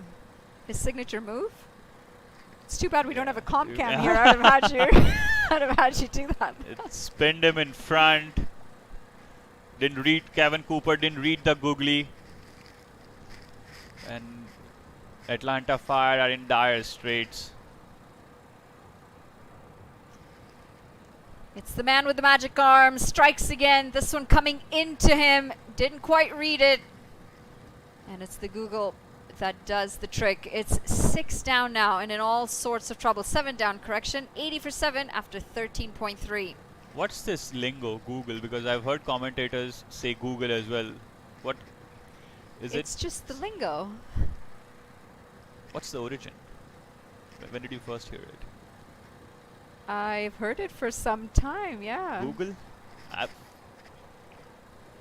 I know, but what was the origin? Yeah. I'm not quite sure who would have come up with it first, but it's a pretty common thing to say. Actually, I'm going to circle back to the conversation we were having about the World Series and the way you answered it. And the reason why that really struck me is because I've been watching the USA women's team for quite some time. as part of the World Cup qualifying tournament in LA, not the last one, but the one before that. And watching these girls in action, what most people don't realize is a lot of these girls, most of these girls, are born and raised in the US. They are as American as they can possibly be. And the attitude that they play with, that never say die attitude, that winning attitude, is very evident in them. There's something very American about the way they go about accomplishing their games. Yeah, and their game has been on a rapid rise by leaps and bounds, I should say. They've defeated New Zealand under 19s in the just concluded World Cup, Yep. and the South African under 19s as well at in their own home. That speaks volumes of where we are as a country, as a cricketing country for men and women. The US under 19 boys were triumphant. The US under 19 boys were triumphant in their domestic tournament as well. The USA under 19 boys toured South Africa, and there's this tournament called Cubs Week, where different provincial under 19 teams come and participate. It's aired on TV as well, and their World Cup team is picked through that tournament. South Africa's World Cup team is picked through a tournament, and to be triumphant in that in that tournament, where the cream of the next generation of South African cricketers are participating, it's just incredible, I should say. It speaks volumes, absolutely. There's definitely a lot of positive happening. There's a lot of positivity that's evident, and a lot of times you might associate a lot of your success at the top because of the success you've had in the bottom in the pathway program. And yes, there are always going to be some issues, and that's for world cricket everywhere, but I would like to believe that in North America, not just the US but Canada as well, we do have a very decent pathway system for the juniors to go into that senior side. One of the issues that we face up north is between the under 19s and the senior side, because we don't quite have an under 23, so we see a lot of people fall out over there. I'm not sure if that's something that you have as well, but you also have minor league that helps integrate a lot of those players. Yeah. And let's take a moment to even give a shout out to the benefactors. There have been so many benefactors. Tanveer Ahmed is one of them. I call this place a century of cricket in North America. And just like Tanveer Ahmed, there are so many other benefactors, so many other coaches at the grassroots level who would just, give their time in exchange of literally nothing other than just pure devotion to the game from the kids. We don't give nearly enough credit to the volunteers in sport. And it's sport in general, whether it's cricket or baseball or what it is. That backbone of volunteers, volunteer coaches, that's what gets things started, and that's what continues through to the top. And that is the backbone of club cricket. Yes. The benefactors are the backbone of club cricket. As Faisal Bhai likes to call it, the Baba culture, which has been non-existent these days in Pakistan cricket.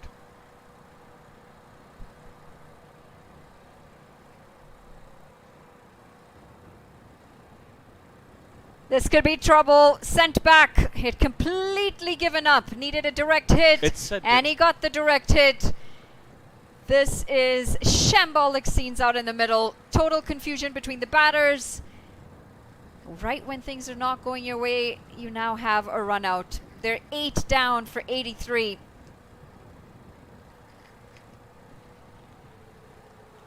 You wouldn't expect it.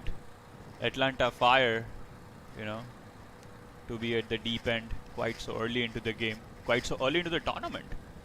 And with only 3 league games, it's only gonna get difficult for them to climb back into the reckoning. It is very tough, isn't it? You've got to try and win every single game. You don't have the luxury or the time to start off with a loss. 83 for 8 after 14.3 overs. We should probably check in on our friend Faisal, because he's in Atlanta. He's an Atlanta fan. I'm not really sure how he's holding up. He's a resident of Atlanta. He's gonna have that smug face on now.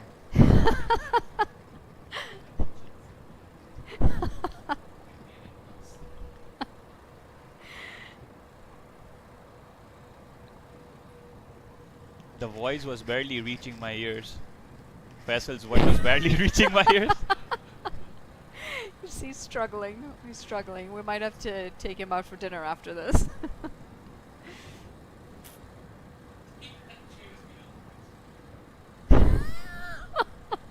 As he says, one thing that cheers me up is food.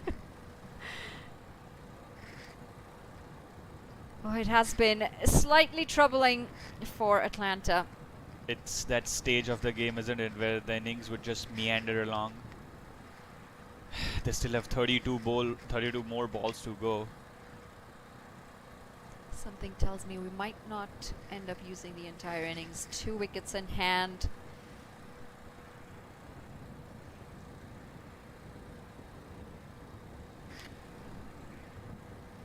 This is when you would want that X factor sheer fast bowler to step in, right?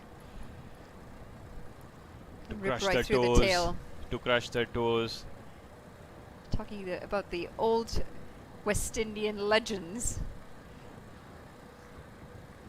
Yeah, I was about to say that. West Indian legends were more into your head, Into the chin music. into chin music. And these guys were simply majestic toe crushers. Wasim and Wakar. So I know you do a lot of journalism, but have you played? Do you play? Yeah, I've played Gujarat under 15s, Oh wow. 19s. That's actually pretty impressive because the competition in India is just Yeah. We on were another teammates level. with Smith Patel, Monang Patel, Really? and all those.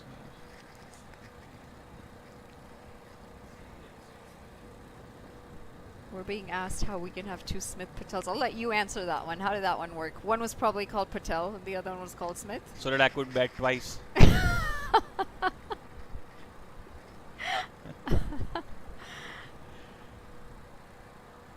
Well, we should have a net, Faisal bhai, when this tournament wraps up, and along with Monali. Just need to make sure I've got the steel toes on.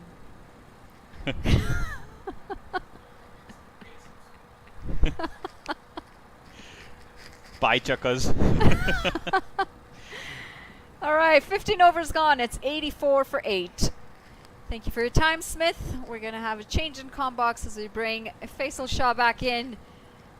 It's been a pleasure, thank you. Thank you. That was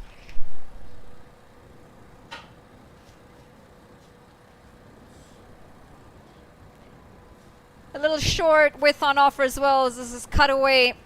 They will come back for 2. Good running in the end.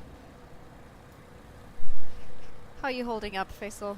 You're all right? Well, I was just taking the blows from you guys, waiting for my turn patiently. So my turn is here now. So it's for you guys to just hold on a minute. Let's have it. Were you a sledger? Yeah, I kept wickets, and when I didn't keep wicket, I was fielding close to the bat under the helmet. So that was my side job. So you like to chirp. Oh, always did. Probably that's why I got into commentary after playing days were finished. Couple of runs. Running. Worked into the leg side. Soft hands as well. Placed it extremely well as they run through for 2 runs. It's a Hey. skill, to chirp. Yeah, it is indeed. Bit of a lazy bit of work in the field as well. Very good throw though, but by that time it was too late. Excellent running, excellent technique as well. Running the bat down across the line. Sanjay Krishnamurthy. Yeah, well, I was talking about this current situation for Atlanta Fire. 89 for 8 with overs to go. How about a low scoring thriller? I'd be up for one of those, I think. The first one almost was a thriller as well. Came down to the wire. Up and over. Sorry, you go. And it does run away to the boundary. It's a couple of bounces, 4 runs. Taking on Sanjay Krishnamurthy. Much needed runs this. Yeah, what a wonderful stroke that was. Viraj Waghela. into out, and the ball bouncing away to the fence. Crucial runs being added. Generally, Atlanta Fire bowling and fielding are very, very good. Back of the length. Can't quite get it through the offside this time. Nearly ran all over the stumps, Sanjay Krishnamurthy. He's a tall man as well. It's the end of the 16th over, 93 for 8.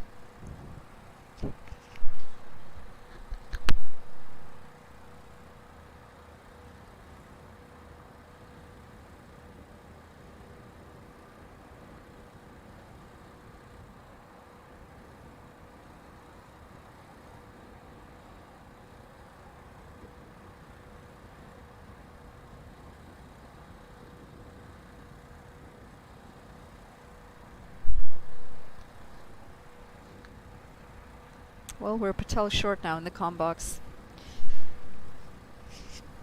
What do you want me to say? You had some comments to throw out earlier. Yeah, I did. Let's Where I hear come them. from in Atlanta, I think I've commentated on a team where 9 out of the 11 were Patels. You know, we've got a team like that in Toronto as well. It's really hard to tell apart who's who. So I wasn't too far off the mark when I said you're too many of you. We're Great like, people though. I've got some very good friends. we're like Ma- the Smiths. Yeah, you don't. But I think Patel outnumber. And in Atlanta, talking about Patels, we got Mr. Jesh Patel, who owns a magnificent field in Cartersville, Georgia. The old guard of Najaf Shah is back, trying to loosen his limbs. Not easy in this weather, especially at his age and stage of the career he is in. But he did put in a shift. Look at those figures. And the way he shaped the ball consistently in that first spell has been phenomenal to watch. An absolute masterclass. 8 for 2.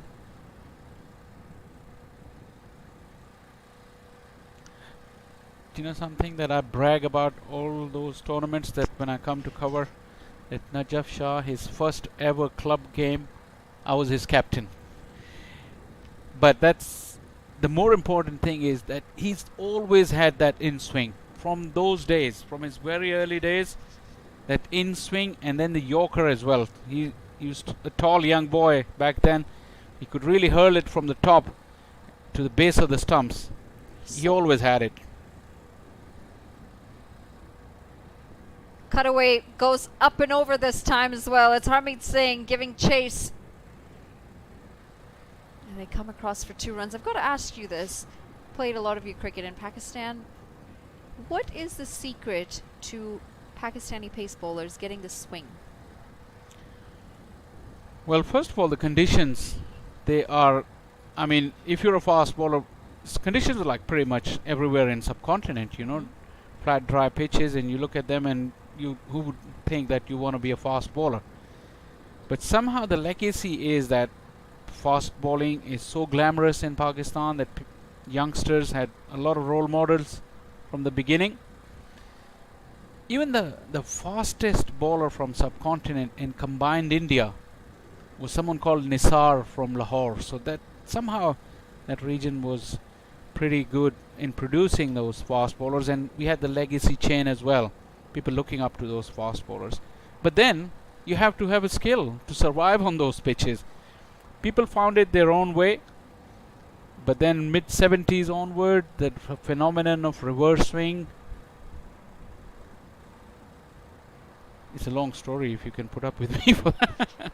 A very interesting one, That- I'm sure. Yeah, that really the fast bowlers who could bowl at pace and still travel, somehow they invented this formula, well, just to roughen up the ball from one side. Because remember, in club cricket and some first class cricket as well, the outfields are not very lush. In club cricket they are just barren, and the pitches are flat and dry, so the ball scuffs up automatically. On one of those days, probably just one side happened to happen more, and the phenomenon of reverse swing was invented. About Najaf Shah Yorker, he still got it. So yeah, this is how it came to the knowledge of fast bowlers, and the knowledge spread from generation to generation with more innovation and how to do it in fields that are slightly lusher. So generally we leave the square barren, come up with all sort of things. We'll come back to it. 17 gone, 98 for 8.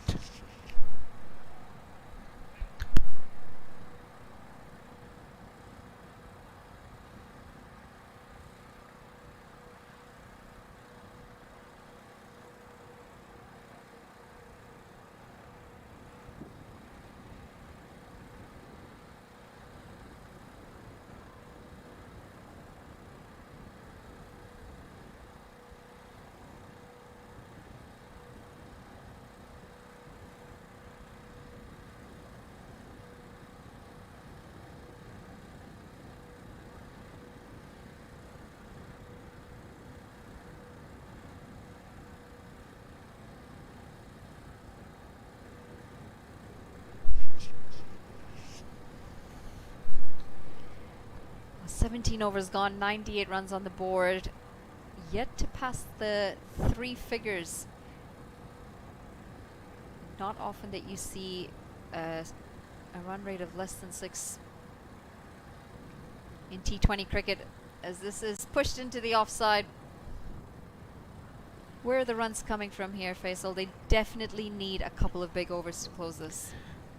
They do, and that 130 with a couple of good overs can still be a possibility. But you'd say, despite the carnage, if they got up to 100, there will be some serious questions asked in that changing room from Atlanta Fire. How could the top order not do it better than what they have? It's gone in the air, straight down the ground, and straight into the hands of the fielder. It looks like it's Sanjay Krishnamurthy in the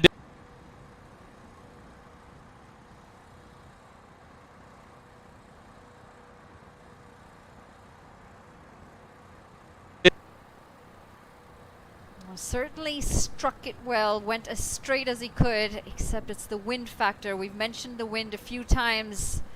Just holding that ball back. Sanjay Krishnamurthy judging it well, takes an easy catch in the end.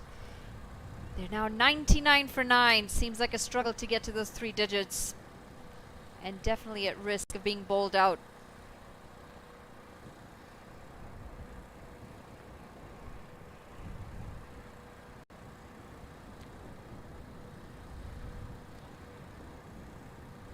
There was a bit of a partnership there that Atlanta Fire going into the last 3 overs would have hoped to get to a total.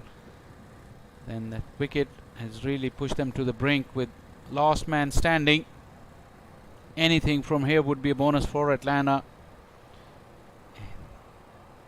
On the face of it, it doesn't seem anywhere near as enough, because if you look at the batting side of Clarion Eagles, they have strength and depth.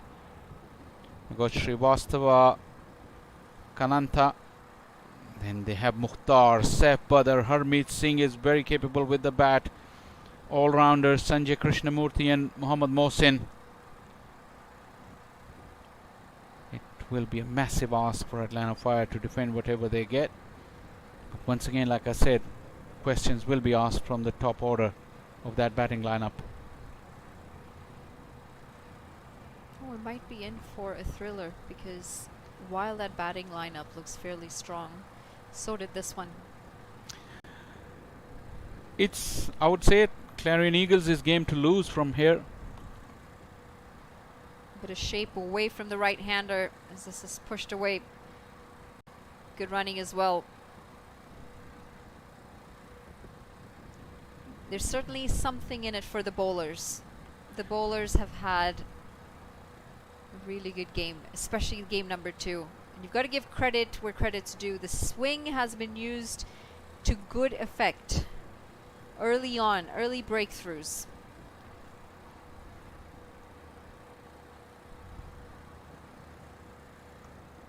Two minds. Just pulling back at the very last second. Well, Fani Samedri with the ball in the hand will have something to say about proceedings. He's a very canny operator, pretty much similar to what Imran Khan was bowling earlier. Fani Samadri's also had his bag of tricks. He was a revelation 2 years ago in the minor league championship. No one could pick him. Walked away with a bag of wickets.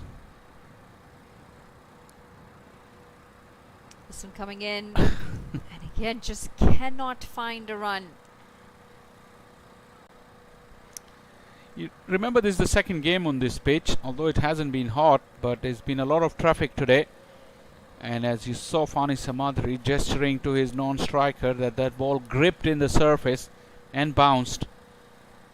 101 though, just the 101 on the board.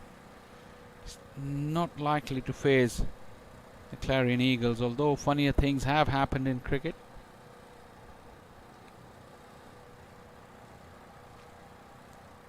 Well, looking for that late push, unfortunately, it's just singles and doubles.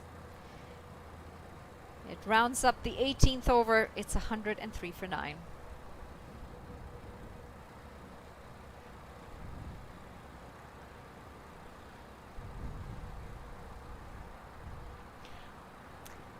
Whenever Yeah. you're in a game of cricket, in a 20-over game of cricket in particular, you come to this situation with 9 wickets down and plenty of deliveries left.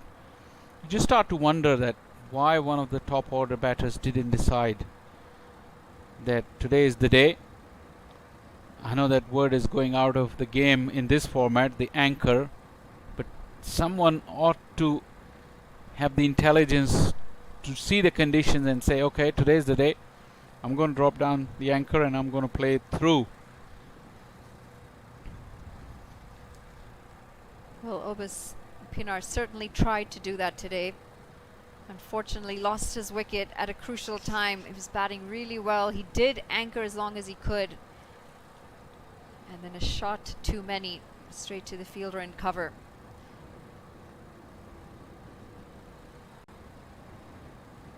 Sometimes you need more than one anchor. Cannot Well, be he a one-man or a one-woman team, one-person team.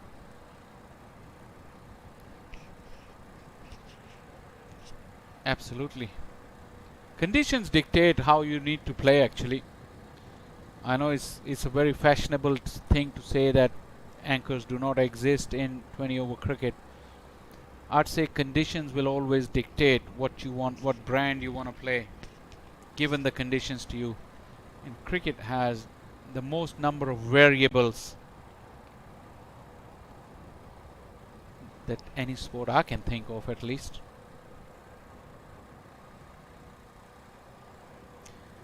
This was short. Looking for the boundary, unfortunately pulling it straight in line of the fielder. Sometimes when things aren't going your way, those gaps seem totally elusive.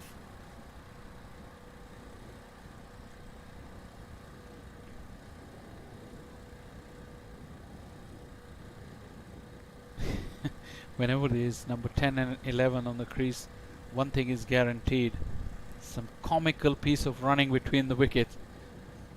Because whenever they feel bat on ball, they think there are runs in there. Fani Samadri just ran as soon as he hit the ball. Lucky that the mid-wicket fielder couldn't come around and get it, because he was watching the fielder. He thought, I had hit it, I deserve runs. That's a one way of thinking about it. If I get bat on this, you owe me some runs. This changed a lot, hasn't it, over the years? Especially lately, we're seeing a lot of lower order batters now. A lot of the bowlers that we would have specialized as just bowlers can now be very handy bats. Again, I'm going to go back to the Aussies, to some of the South Africans, even the Kiwis. Everyone can bat. Most of them can bat. There was a huge question asked in Pakistan cricket just recently, that why we don't produce all-rounders anymore like we used to. But drawing back to my experience in England, as Fani Samadri once again slogs it away, picks up another single on offer, is that, and I'm pretty sure you can elaborate on that because you have the Aussie experience as well. Because in England, when in age group cricket, when there are nets or training sessions, first of all, 6 are restricted to one net. Mhm. And also 6 of them, they bat and ball to keep them in the game. And that's how you have a chance to unearth more players from young age who have the ability both with the bat and with the ball. Smash down the ground. Just Oh. falls short of the fielder and spins away as well. That's why you pack in, or you hunt in packs, and that's exactly what happened on that occasion. 2 fielders, 1 there to back up, just for that reason. It's the end of the 19th. It's 109 for 9. And circling back to your conversation,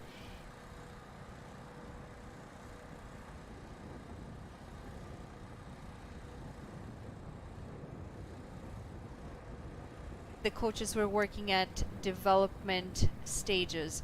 When you're working with players at a younger age and you say to them, or you act in a manner where your top 2, top 3 batters get to bat for 20 minutes each while the rest of them get 5 minutes to bat, is just not acceptable. And this is where the knowledge lacks of how players develop, especially young players, because when you look at development cycles, everyone develops. This could be another wicket, and it is straight down the throat. Long off was there for that purpose exactly, and it is Sanjay Krishnamurthy again. That's the end of the innings, and we'll have to continue this conversation tomorrow as this, Next or inning. the second innings I should say, as this innings has been wrapped up for 109. Pace off once again. You cannot fault the number 10 and 11. They tried their best. They added 10 valuable runs. 99 for 9 they were.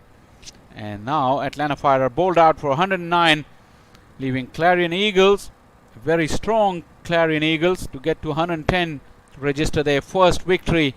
That is a sorry batting card for Atlanta Fire. Nothing at the top. 14 for Hamilton. He got into double figures. Oberspinar certainly was a different class. 35 of 24.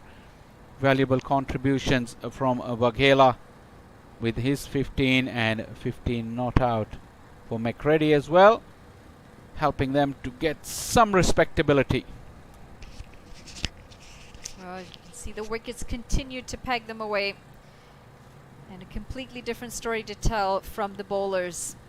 Shah picking up 2 wickets at the top, Sandhu 3, Abdullah 1, Kakani 2, and Mohammad Mohsin very efficient with his leg spin bowling as he wraps up with 1 wicket as well. Sanjay Krishnamurthy unlucky to not have been one of the wicket takers, but all in all a very clinical performance from the bowlers to make quick work of this first innings.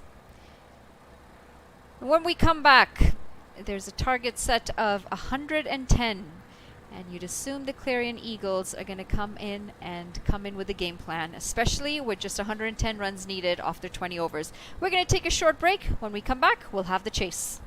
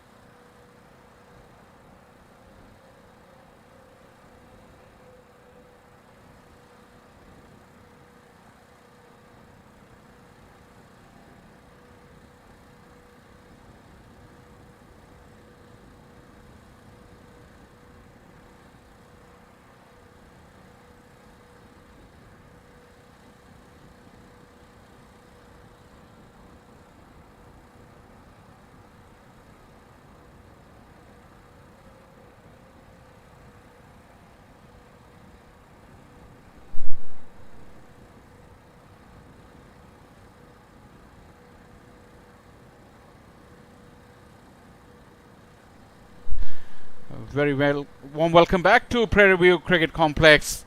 For the start of the run chase, Clarion Eagles starting out on the pursuit of 110. Direct hit, first delivery. Mukhtar Ahmed is off the strike and off the mark. What can Atlanta Fire do of the target that they set for the Clarion Eagles? 109 on the face of it. Looks a bit thin. The word around the ground is at the halfway stage that Atlanta Fire are probably 15 to 20 short. But cricket is a funny game. Few early wickets sends some jitters early doors and anything can happen. Kevon Cooper is the bowler, and now taking strike is Sanjay Krishnamurthy. Short wide, too wide. Another run for the Eagles. Settling alongside me in the com box is Smith Patel. Really fortunate enough for him to be able to come around and join us in the com box with his insightful stories and news.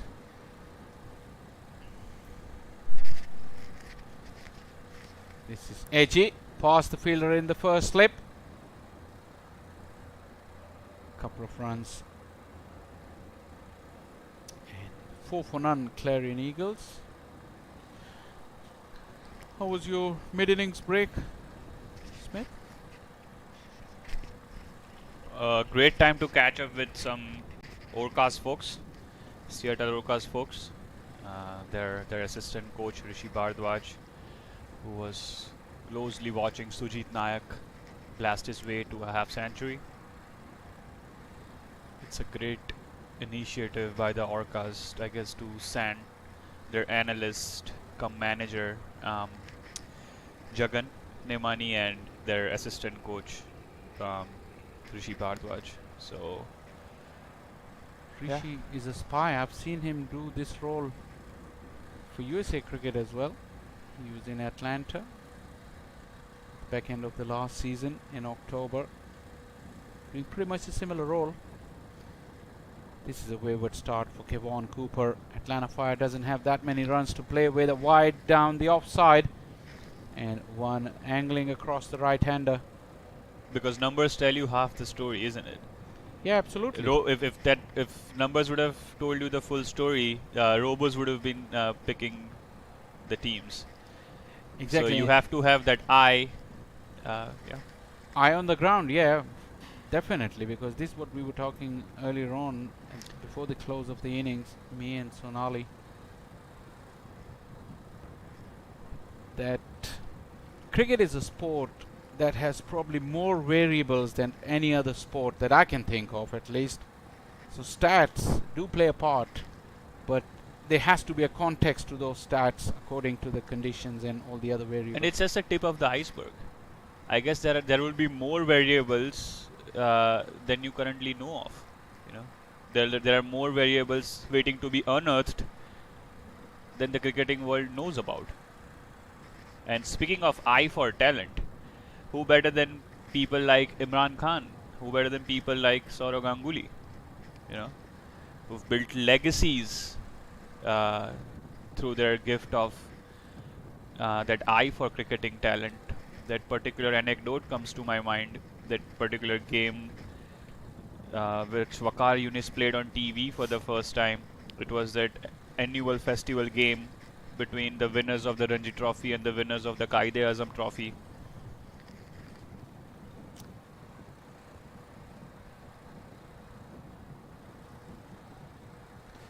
In the air, away from the fielders. We'll have to wait for the umpire's signal. Did it get something on it? Evidence of some variable bounce, according to the gestures of Sanjay. First over done and dusted. 6 for none, Clarion Eagles. Yeah, where Waqar Younis was discovered. There is a story to that. That was actually the champions.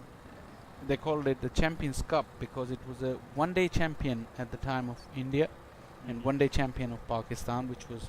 Oh, I thought it was the first-class champions. No, it was a 50-over game. No, 50 over game, but the champions were for the One day cups. Okay, Yeah, list A cup. okay. So it was played in Lahore, and the great Imran Khan, he was laid sick, and he was watching this game on TV.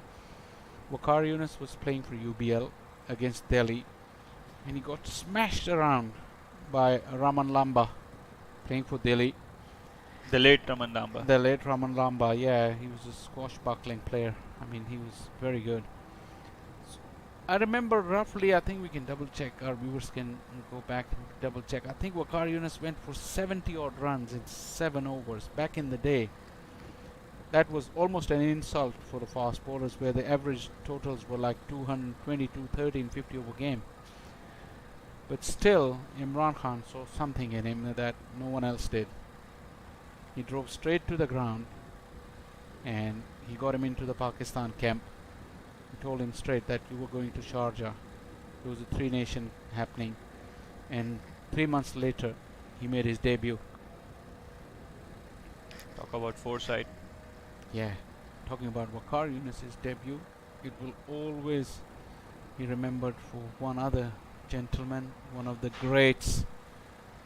They made their debut together. Do you want to take a guess? I think it's easy for you. Sachin Ramesh Tendulkar and Salil Ankola debuted in that game as well. There was another Now gentleman. turned actor. Shahid Saeed was another one who debuted for Pakistan. 4 debutants, 2 went on to become legends of the game. And Knocked him over. Inside edge, onto the stumps. Sunny Patel was quite tall, skids it along, and Mukhtar was expecting better bounce on it. Top of it, just got the inside edge, and it rolled back onto the stumps. That's the breakthrough that Atlanta Fire were looking for, and the tall leg spinner has provided that. Mukhtar Ahmed just chopping it on his leg stump. It's a crucial blow for the Clarion. They would have expected more out of this opening pair, especially Mukhtar Ahmed, the former Pakistan international, and plies his trade in the MLC for Washington Freedom. Yeah, but A major force at the top of the order, back in the hut. Yeah, he's a destructive player when with such a small total on the board. If it was one of his days, he could really have made it an early finish for everyone else. Instead, he'll have to go into the showers himself because he's gone, and Atlanta Fire needed that. Because defending such a total, the only way you can come back into the game is if you can pick up early wickets. Because this is a very strong Clarion Eagles batting lineup. Something out of the box. We saw in the first innings that the left arm pacers were getting copious amounts of swing, and Clarion opting for a leg spinner and reaping the reward straight away. Looks like the tall frame of Saf Badr, digital scoring, will catch up in a minute. Another of those imports who's really made a big name for himself here in this circuit. He's pretty young. That's the striking thing about Saf Badr, into his early 20s only. Decided to make the move very quickly to come over to these shores to ply his trade. He's a wonderful, wonderful cricketer. Excellent fielder. Big, tall, imposing figure. When he walks down to the middle, you could tell. Interesting to see he's captaining the side in this tournament. And I was very impressed with the way he handled his bowlers. Some big names in his team, but he handled himself very well on the field as a skipper. Make the move early doors, giving himself some room, but couldn't find the gap. There's a challenge for these youngsters, isn't it? People who've been brought up in the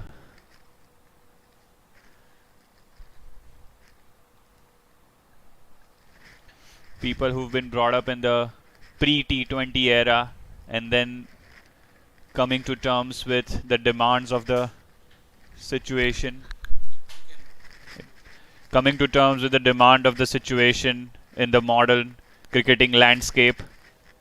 Saif Badr is very technically correct. Plays to the merit of the ball.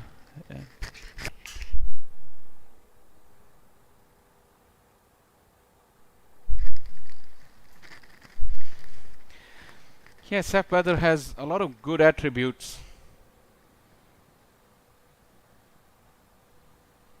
He's playing in Pakistan a few years ago. Didn't get the opportunities he thought he needed to progress his career. Hails from Sialkot, city that's famous for the bat manufacturers. It's not easy. It's not easy at all coming from a professional setup where you looked after day in and day out. You're part of those. You're part of that cohorted group. This has gone up. Has it got any further? Oh, brilliantly taken. What a wonderful catch. This wasn't easy at all. It went miles in the air and swerved in the wind. But that was neatly taken, and Atlanta Fire are jubilant because they've made a second breakthrough, an all-important wicket of formidable Sanjay Krishnamurthy. Just went for that swipe, went for that hoik, and could only top edge it to deep square leg. Was man of the moment not too long back. Sanjay Krishnamurthy wrapping up USA's win over Canada on Sunday, but has to trudge back. Cricket is such a great leveler. Highs and lows, part of a professional cricketer.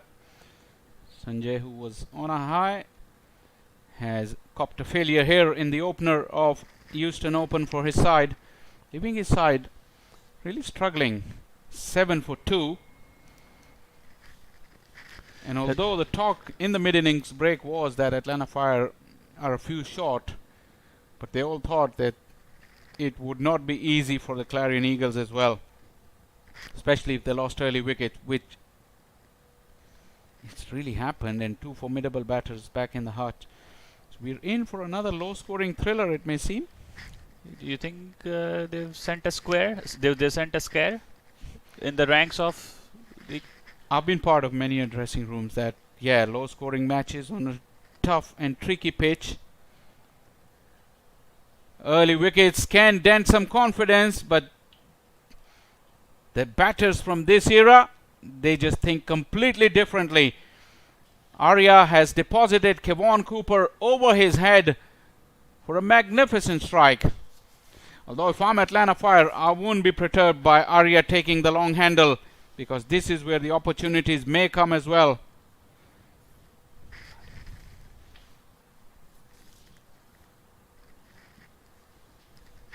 That's a statement, if ever there was one, in his slot, and just bludgeons it over the bowler's head. Yeah, that is some statement. That is for sure. Statement of intent. But again, like I said, Atlanta Fire wouldn't mind that. With plenty of resources in their tank in terms of their bowling, Atlanta Fire, especially the slow bowlers as well. Stephen Taylor is there. Sarabjit Singh Ladda is a formidable spinner. Amila Ponso, and not to forget Fani Samadri, who could spin a web around you with his variations on these kind of surfaces. So runs are at a premium. And Atlanta Fire, if they bowl with discipline and not allow too many extras or freebies, I think we still have a close game. At the moment, there is a ball hunt. Fani Samadri is tailor-made for wickets like these, low-scoring thrillers like these. Has the nerve to tie down the batsman, and has the experience as well now, I should say, after 3 or 4 seasons of minor league, to keep adding to his repertoire. Yeah, absolutely. And has been unlucky, I should say, not to get a look in at the national level. Yeah, you're right. But earlier on in the first game, talking with Monali, we were just thinking about the strength and depth of the USA team. Getting into that team is not easy anymore. So many good players. I mean, talking about Nitish Kumar, who looked $1 million earlier, and who can forget his innings in the World Cup against Pakistan? Within less than 12 months, he's lost his place in the national team, and he hasn't been missed because the team is doing quite well. So that's the kind of problem the USA selectors will have. A good problem to have, I guess. Yeah, good problem to have. The more the merrier. The more the merrier, as they say. A complete 360-degree turnaround from the past 5 or 6 years, I guess, when it was difficult to get a squad together of professionals. But here you are with... I actually counted there are at least 70 first-class cricketers come international players residing in the States full-time. Wow. Staggering number. And they all, or most of them, have come here with some sort of pedigree. And points to prove to the national selectors. It's all to play for. Don't look beyond Unmuk Chand, who was playing earlier on one of the other fields just behind us. He cannot get a look in. It's been the hottest question, hanging around. It's like an albatross hanging around your neck. When is Unmuk Chand gonna debut in international cricket? Let alone for USA, He was billed as this next big thing in Indian cricket after Virat Kohli. Chance, direct hit would have been close. But if only we could script our own lives, isn't it, Faisal Shah? Yeah, this is the world of cricket, a world of a professional athlete. Like we mentioned the phrase earlier, right place at the right time. You thought Unmuk Chand, as we watched this was very close. But the good thing was there was no hesitation. Both of these batters committed and went for it straight away, although the striker had to come around Kevon Cooper. Arya had to change his path a little bit. But in the end, there was no direct hit, so all is well that ends well. Yeah, but I think personally it's just a matter of time before Unmuk will get a look in. Once again, 2 straight, allowing an easy rotation of strike. Kevon Cooper. It'll be a key decision here for skipper Steven Taylor to think when he can introduce spin into the proceedings, because everyone felt spin could play a key role in the context of this game. 3 done, 14 for 2.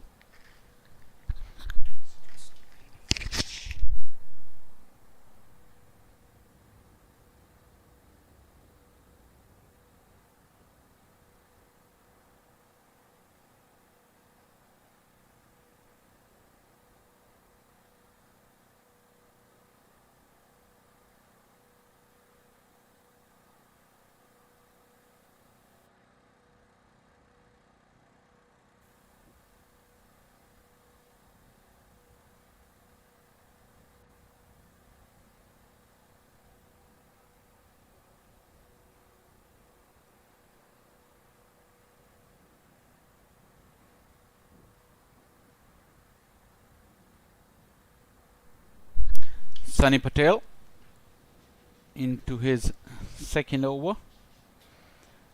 He's already got himself a wicket.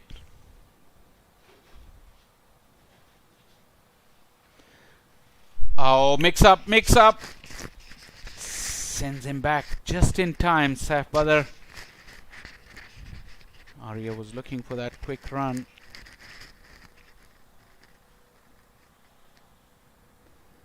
Slides on, Sunny Patel.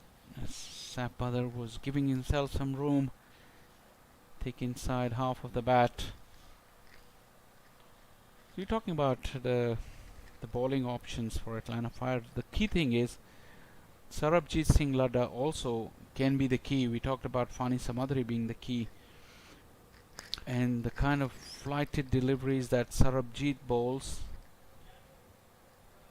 as this one has been helped along. That's gone all the way.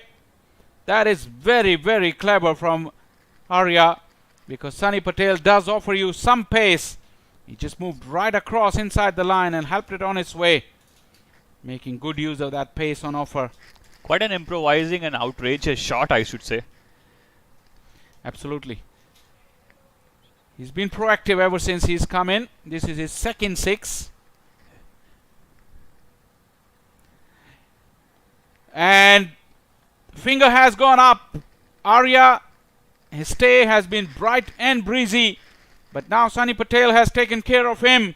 The wickets continue to fall. Third wicket down.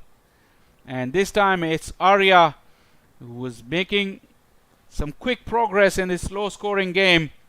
After hitting 2 sixes, he's now walking back, and Atlanta Fire well and truly back in the game. Absolute shambles here in the Clarions.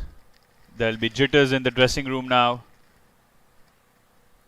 There are lots of biting of nails, especially the tail-enders who would think that the time would come at the fag end of this game.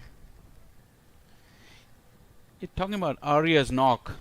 When he hit that six of the first ball, I did say that Atlanta Fire wouldn't mind him playing like that. This is not a wicket where you can play shorter ball. He's lucky enough to get away with a couple. Time to put your head down and accumulate. But Arya had other ideas, and now he can just go to his dugout and think what he could have done, what he should have done. That's in the past. He's left his team in a mess. Mohammad Mohsin has walked in now. Responsibility now for the big man with the bat. This is going to be interesting. It's a great matchup as far as the Clarions are concerned. Leg spinner against the left-hander. This might calm some nerves down. It's a defensive option against the left-hander. They've got to slip in. Sunny Patel is not a huge turner of the ball. More of a quicker through the air with a slide on and a wrong un. This time goes past the outside edge. Plenty of bounce for the tall leg spinner. And now we feel like we've got a match on. Certainly, and can't wait for the introduction of Sarabjit Ladda as well. Two very different leg spinners. Sunny is tall. Sarabjit not so tall at all, but has those key variations that are different from Sunny Patel. Sunny Patel faster through the air. Sarabjit more in the traditional mold, more in the orthodox mold. And I was wondering, as the over has come to a conclusion, 4 done, 24 for 3. If Sarabjit bowls from the far end where Sunny was bowling, and he throws the ball up in the air, invite the batters to go. His flight is so inviting, but that hit into the wind. We haven't seen anything go over the line on that side of the ground all day. So with wickets falling and the batters in two minds and Sarabjit tempting them, that could really be the key phase of the game. Tantalizingly faced, isn't it, this game? That's what T20 offers, you know. True value for your money. It's thrill a minute. And every ball is an event. Absolutely. And before we get to the theatrics of Sarabjit Singh Ladda, we would have to see the wizardry of Fani Samadri on show, because he's got the ball in his hand. He'll be licking his lips to ball on this pitch. It's not getting any easier for the Clarion Eagles. Tell you what, I've been at the receiving end of one of Fani Samadri's toe-crushing Yorkers. He used to be quick. This was like 6 years back. He used to be quick as well. And he had that knack of bowling Yorkers with the new ball. And that's a rare talent. Bowling Yorkers with the new ball. And he disturbed my woodwork. Immediately after, or Injured my toe. Yeah. double strike? Double strike. Double whammy for me. Yeah. Funny one, just like Imran Khan Jr. as well. He's got that stuttering run up. If he appears in any trials that we're so used to in subcontinent, no coach will take a note of him because he's not that glamorous looking bowler. But in a match situation with the set of skills that he possesses, and more than that, the temperament, he's always up for the tough overs. He takes it as a challenge. He really enjoys that. And that is one of his biggest attributes. His simplicity is inversely proportionate to his impact. Absolutely. Well, Smith Patel, you play with words in your articles. Now we got you here to do it on the mic. In the air, would it carry? Diving forward. That was a great effort. It was Viraj who was looking to get underneath the ball, and Saif Badr gets away with a couple of runs. But there was definite scare. It's the mahal, you know, that's that colloquial term, mahal, that gets you into the team.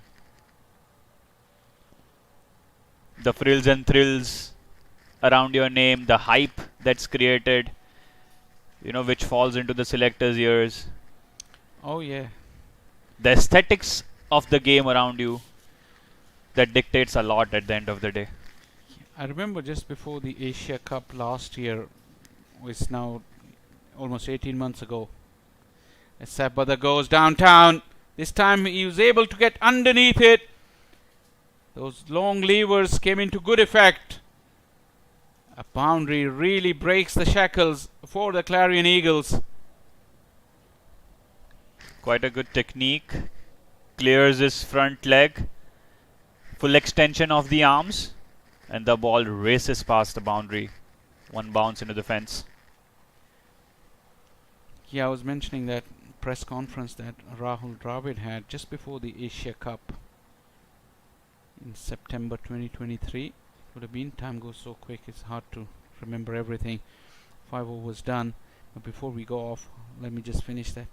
He was asked a question about Pakistani fast bowlers, and he used the phrase that our fast bowlers are more effective, albeit they don't seem as sexy as the Pakistani lot, but their performances and their track record is more impressive. So that's what you were referring to, how your looks are and what reflects on the ground can be two different things at times. And this statement, that statement comes to my mind since you've dug up Rahul Dravid's statement. मियाँदाद statement comes to my mind. Irfan जैसे bowler तो हर मोहल्ले में होते हैं. Irfan bowlers like Irfan Pathan are present in every street of Pakistan. Sorry.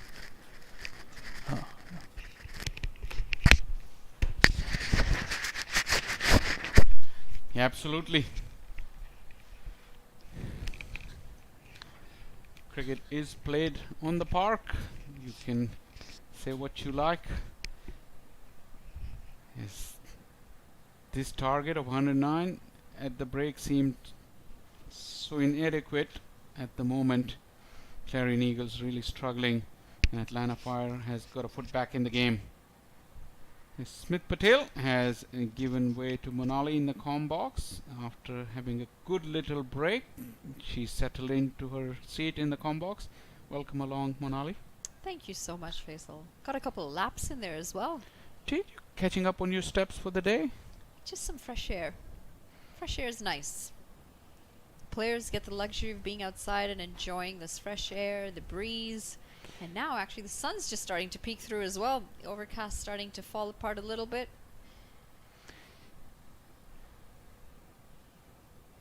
More of what you'd expect from a Texan. Yeah, looking in the distance, yeah, I could see there's plenty of blue sky to your delight.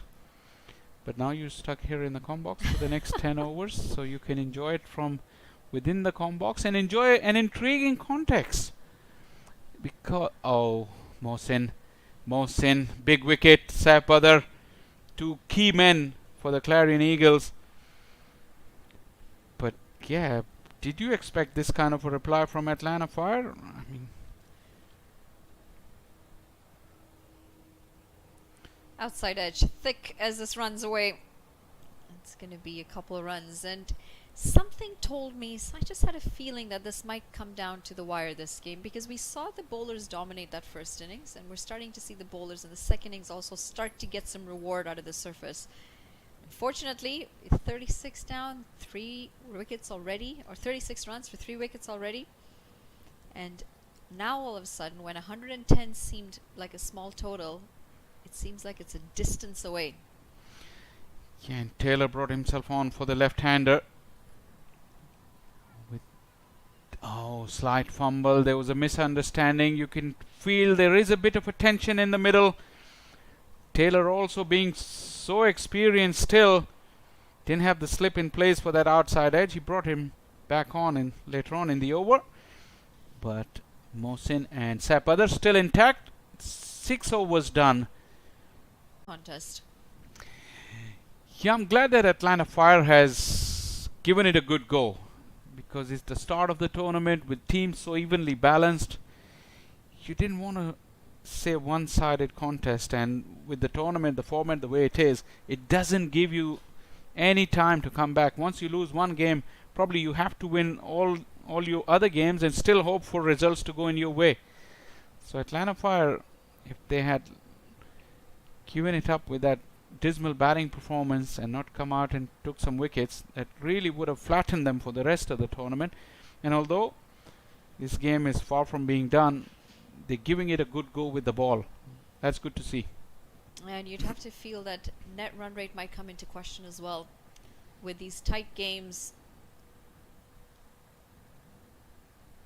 and the way the tournament's structured. It's going to come down to wins, and if it comes down closer than that, then it's going to come down to your net run rate. Yeah, and the format the way it is, I think every team is capable of beating any other team on a given day. So definitely run rates are something that you need to keep an eye on. I suppose that's what's good about the way the Houston Open is structured as well, isn't it? The teams are fairly well balanced, so you expect more even contests. It's not blowouts where one team is going to, destroy the entire tournament, every team that they play. So it gives everyone an equal chance, an equal opportunity to come out and perform.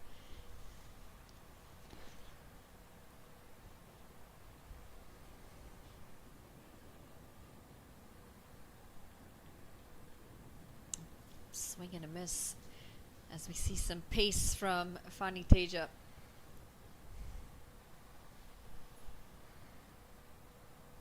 Of course, 2 games going on at the moment, and there will be 2 games per day on each ground.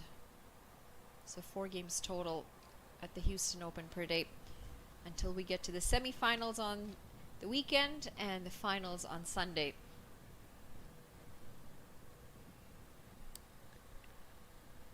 Packed week of cricket here. Quality cricket.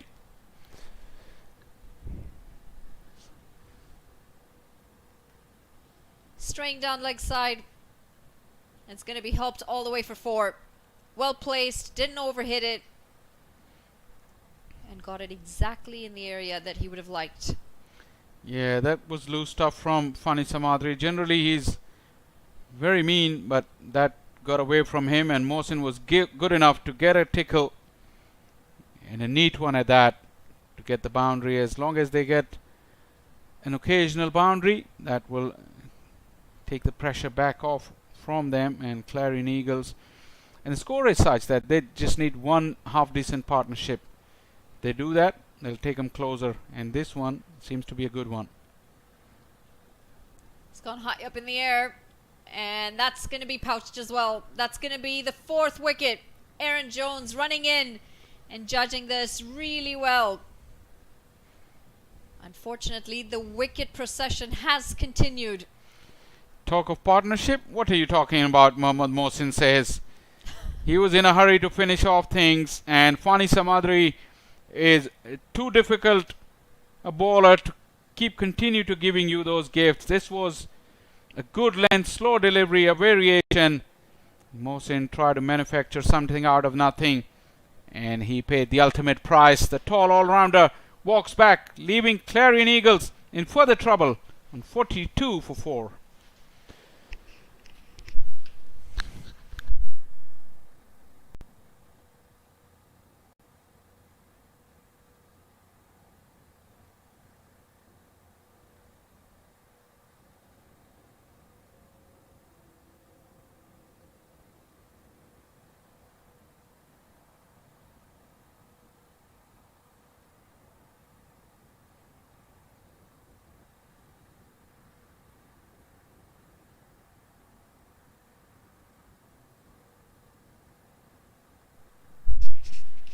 .42 for 4.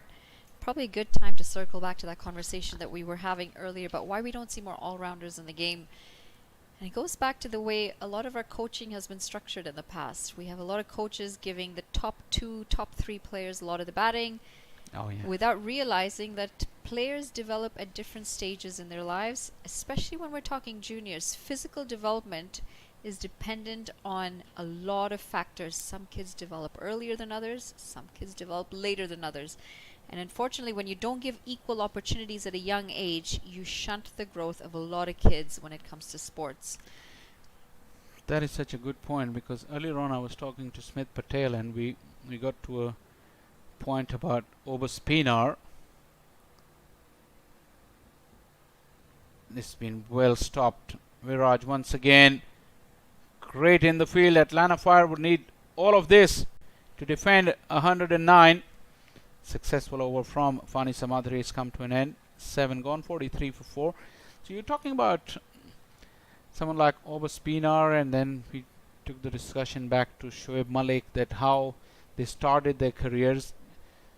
In the case of Oberspiener as a fast bowler, although his career took a transformation through injury and he became a batter, but he had all the ability in the world to forge a career out as a batter. Same was the case with Shoaib Malik, who started batting at number 11, ended up being a batter. So that we're talking about athletes who represented their country in the under 19 World Cups. If they can be transformed, because they had the ability, obviously they had that ability from the word go, it's just that the system or the environment didn't give them that opportunity to explore that side of their game earlier. So definitely that's the reason all-rounders are scarce, because if you want to develop them from early age, give them equal opportunities to bat and ball and see what they're good at. And that's the other thing, isn't it? We talk about developing players at an early age, but really, how early is early? Unfortunately, with cricket, we're finding players are being specialized so early in the sport of cricket, not being exposed to any other sports, because it's so one sport, one-dimensional driving, whether it's the parents, whether it's the coaches. What we need to understand is, if you want to see multi-sport athletes like the A.B. de Villiers, we have a lot of them in women's cricket especially, you're only going to get multi-sport athletes if you allow young kids to play multiple sports. And yet you might want them to specialize in cricket, and they might, but they're also going to bring in all of the skills and strengths that they've picked up from the other sports into cricket. That's an advantage. That's an advantage to cricket. It's an advantage to that player. But we're just trying to build the next big superstar too young. Yeah, I guess it's different when you go different parts of the world. You mentioned A.B. de Villiers, plenty of Australian players. A modern superstar that comes to mind as we watch Saf Badr knocks it into the gap. He runs really hard between the wickets, but just a single on that occasion. Someone like Glenn Phillips from New Zealand, he's played multi-sports, and he shows that with his athleticism. So my point is, it's different in different parts of the world. Somewhere like Australia, England, New Zealand, South Africa, kids are exposed to multiple sports as they play by the season. So they're probably playing more than one sport. And I think the environment here in America should also dictate that the kids who are into cricket should be into other sports as well, because there's plenty of opportunities for that. But you go to subcontinent where probably that opportunity doesn't even exist, because there aren't many sports that you can take up as a child. I mean, I can't really speak on behalf of a lot of the Southeast Asian countries, but I know when you look at India and you look at the sports that they represent in in the world. We've seen some obvious domination in certain sports, right? So India is able to dominate things like badminton. Field hockey is another one where they've definitely had a fairly decent run over the years. Yes, it's very cricket heavy, but it's not to say that they don't have options to other sports.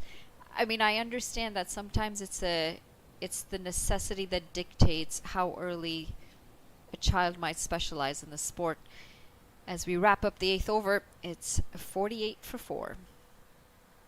I can understand in India, for example, you've got 100,000 kids playing at the U15 level, and the competition's so steep that you have to make sure the kids specialize early. Yeah.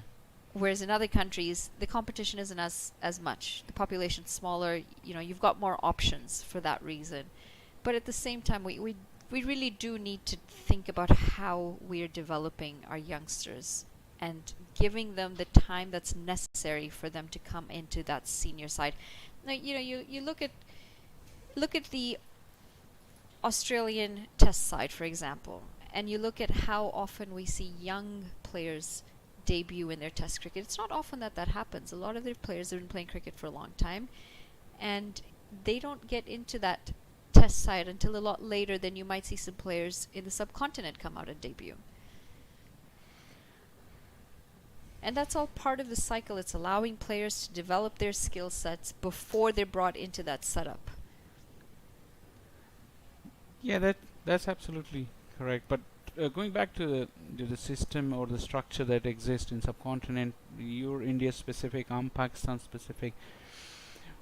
We play cricket all year round, which is not the case in Australia, England, New Zealand, even in South Africa.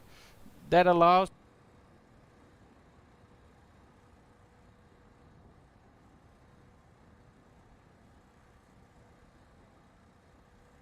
cricket that I played, there was no breaks from cricket, so you cannot think of any other thing growing up. So either you take up some sport or either you take up cricket. You cannot have both. Well, the question's being asked, and the umpire says, I'm going to mirror your action and call it a wide. Yeah. Yeah, I suppose it really is. It's a result of the environment that you're in. And Absolutely. I think in men's cricket especially, we see a lot of players being very single sport in the subcontinent. Pulled away. It's going to be a couple bounces as they pick up a single. It's quite different with women's cricket, though. You'll find a lot more players are all-rounders in women's cricket. And I suppose it might be because they've either been allowed the time to get exposure to either batting, bowling. Everyone's obviously going to field. But you will notice that you will have batters or players being able to bat all the way up down to number 9, number 10. It's very common in women's cricket. You'll also find a lot more multi-sport athletes with women's cricket. And that's partly because up to now the women's calendar was not nearly as full as it used to be. Or as it is now, I should say. Now with the expansion of international calendars for women's cricket, it's a bit harder to juggle multiple sports, but that hasn't stopped a lot of girls from playing different sports and then eventually specializing in cricket. Of course, Elise Perry is an example of that, having played soccer, having played cricket. Susie Bates is another one, having played handball and playing cricket. Very common to find multi-sport with female athletes. And there is a reason for that, in my opinion. As we watch this go straight up, another wicket in the offing, and Atlanta Fire are on fire here. This time it's the big hitting Harmeet Singh who's walking back. Clarion Eagles are really messing this chase up. Stephen Taylor with the catch, and the delight on his face. You can see Harmeet walking back. Just a little bit of extra bounce and the spongy bounce. The ball is not really coming on. Turns the face of the bat, and Taylor accepts it gleefully. Atlanta Fire are right back in this contest. 5 wickets down for the Eagles for 51. Well, they're in In a bit of trouble here, the Eagles. And Atlanta Fire is going to think, you know what, maybe 110 is just going to be fine. It's going to be fine. Hold on. They've really chipped away into that batting order now. Seth Badar is the only man standing, skipper, but now getting into their lower order. And although we've seen teams bat deep in this tournament, but now really in huge trouble. Seth Badar, 14 of 17 is the key. The Clarion Eagles, their camp is really looking nervous just to our left. On the other hand, Atlanta Fire are jubilant. Aaron Jones, you could see. Sunny Patel, who bowled a good spell. Plenty of experienced heads.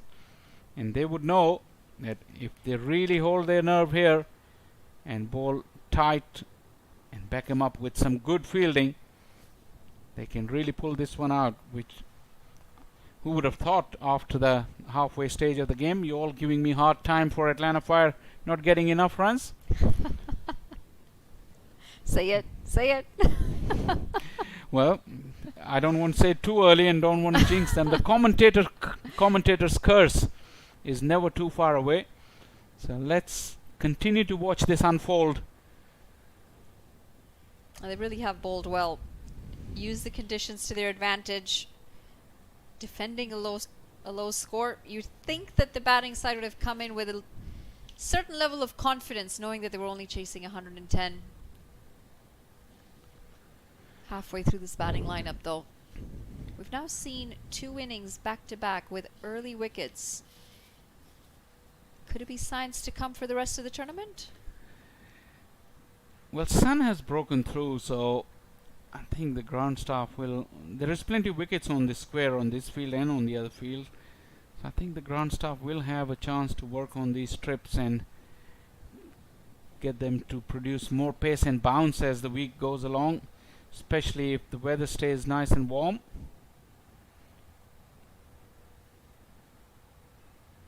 Angling into the right-hander. This is excellent running. Soft hands guiding it nice and fine. As they pick up 2 runs. Target's still quite a ways away.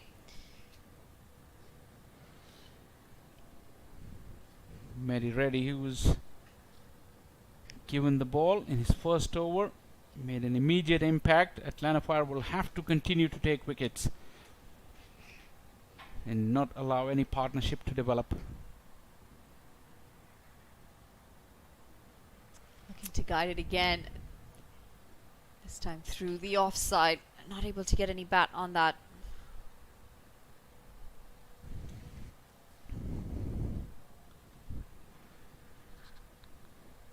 So do your kids play cricket? No. They don't play cricket. Very interesting. It's hard for this generation with so many distractions around, so many gadgets around as well. Do they play any sports? Soccer? Occasionally. Yeah, the gadgets is a tough one, isn't it? And that's actually one of the reasons why I was talking about that whole coaching philosophy and how it's changed. 9 overs gone, 53 for 5. And one of the reasons why I say we've got to change coaching to keep up with the game is because it's not just the game that's changed, it's the population we're working with that's changed. Youngsters now no longer have the same attention spans. They don't have the same interests. A lot of them are, you know, tablet kids. A lot of them have become used to having screens in front of them. And for us to still find a way to entertain them and to fall in love with a sport when they would much rather sit at home, play on their tablet or play their PSP or whatever it is that they're playing, we as coaches have to make sure that we're making that push on our end to say, hold on, yeah, I understand your game is way more exciting on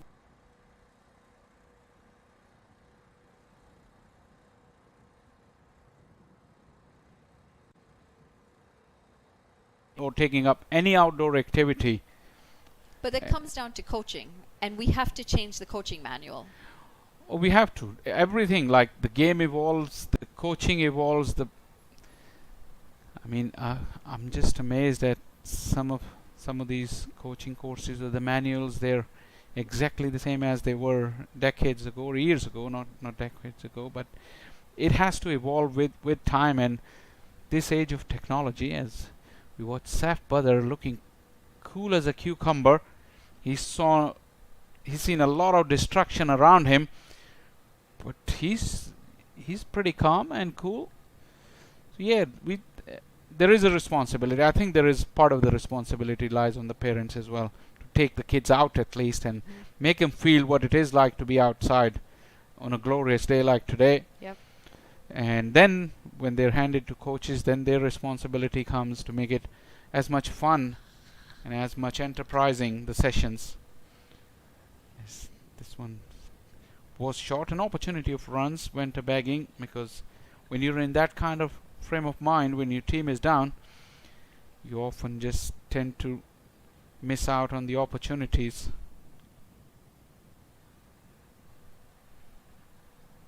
Scampered across for a single. It comes down to parents, as you've said it. A lot of times parents are tired. You know, it's understandable. They've got jobs, they're working. And you're not really in the environment where the kids are playing with neighbors' kids anymore like they used to back in the day.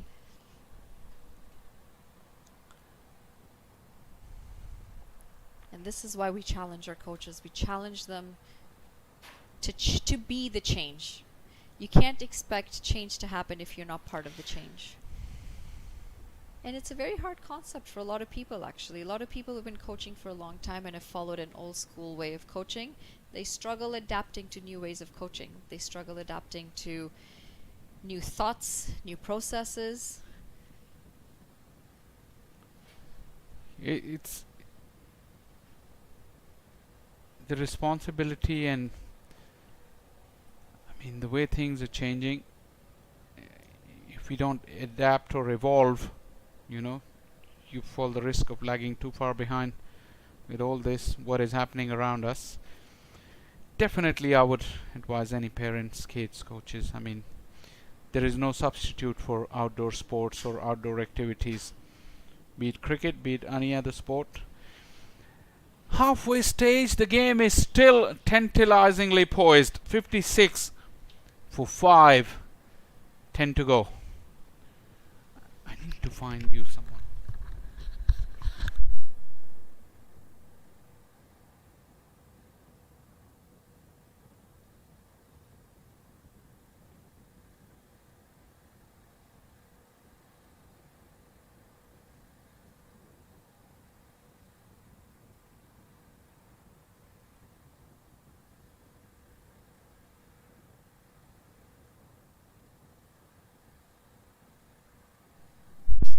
Halfway stage, 56 runs on the board, but a whopping 5 wickets as well gone. Atlanta Fire are going to feel like they're in the driving seat, as they should. Pegging away at early wickets, putting a lot of pressure back on the Eagles. Saif, who's been out there for a while, 20 deliveries now, sitting on 16. His side might expect him to anchor this innings through, hopefully bring him close enough to that target of 110.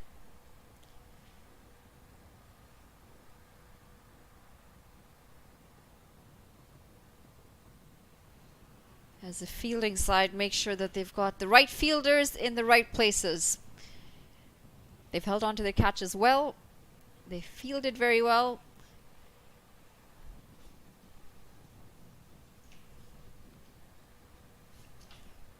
Beats the fielder, and it should race away.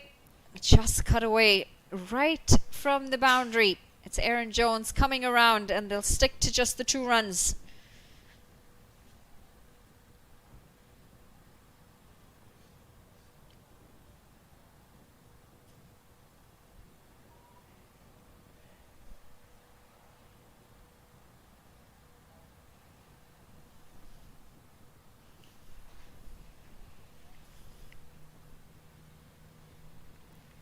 Up and over through the offside, and just manages to find the fielder.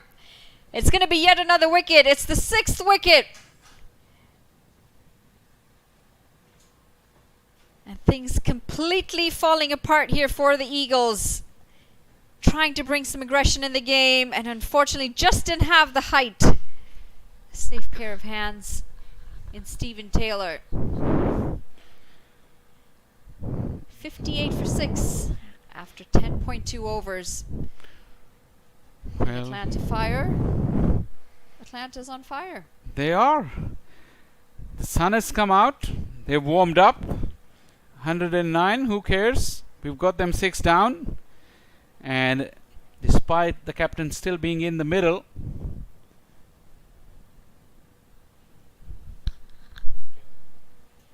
pardon, he was the last casualty, so that's a big dent.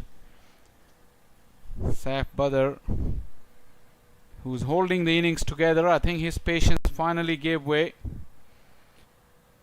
And 2 wickets in 2 overs. That really has pegged back Clarion Eagles. I just had a little walk outside, and the team owners, they're really feeling nervous. And I think the dugout towards our left also. I mean, it will be a huge mess up if Clarion Eagle doesn't win this one, because with the kind of batting lineup that they had, big names.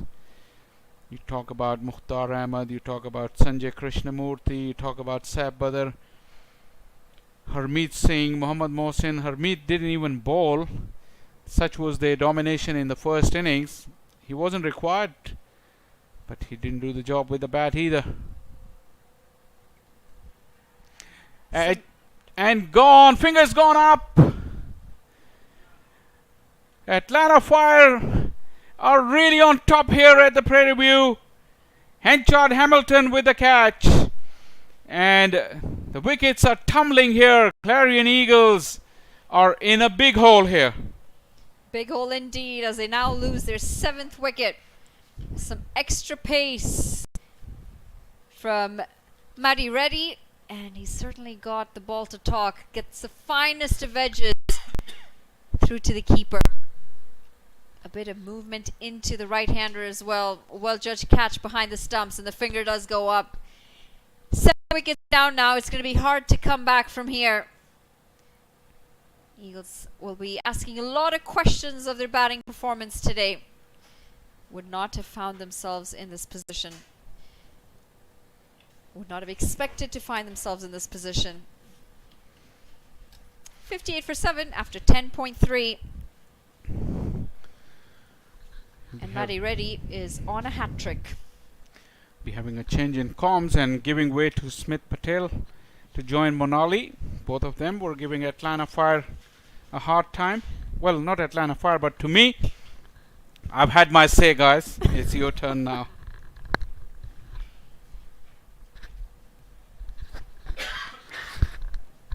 Well, we didn't expect the game to shape up this way.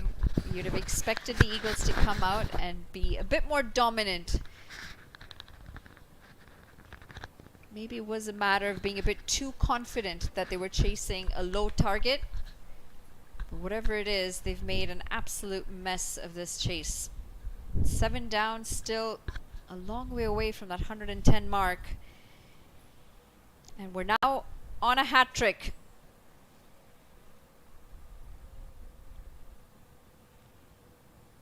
Negotiated well. Just hanging in by the thread are the Clarions. But they would pin their hopes on US international Utkarsh Srivastava. Does have the temperament, has shown that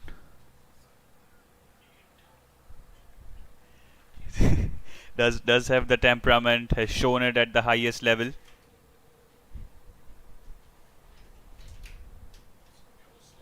He is a very impressive youngster, Srivastava. Very mature for his age. Understands his cricket, understands his style of play. Many teenagers making a splash in world cricket these days. Well, you know, just It's going back allude- to yesterday. It's alluding to Vaibhav Suryavanshi. Slashed away. Just can't find the boundaries. as they amble across for a single. 14-year-old getting those runs yesterday in the IPL. 11 overs gone, it's 59 for 7. I mean, players like that are 1 in a million, isn't it? You cannot produce players like that. From the sleepy town of Samastipur, Bihar, remote Bihar. You know, it's quite exceptional, isn't it? Against the all odds, without support structures. We talk a lot about, infrastructures and the support systems, and nurturing the young kids on and off the field. But here's this guy, despite the system, I would say. Well, when you have it, you have it. And he certainly has it. What were you doing at 14, Quips, my fellow commentator, Faisal Shah? Good question. What were you doing at 14, Manali? Were you in Canada or were you in Kenya? Finger goes up, and that's going to be yet another wicket. The 8th one bites the dust. And the domination continues from Atlanta Fire. I don't understand why they are fighting amongst themselves. They've just picked up a wicket. You would expect some more celebrations.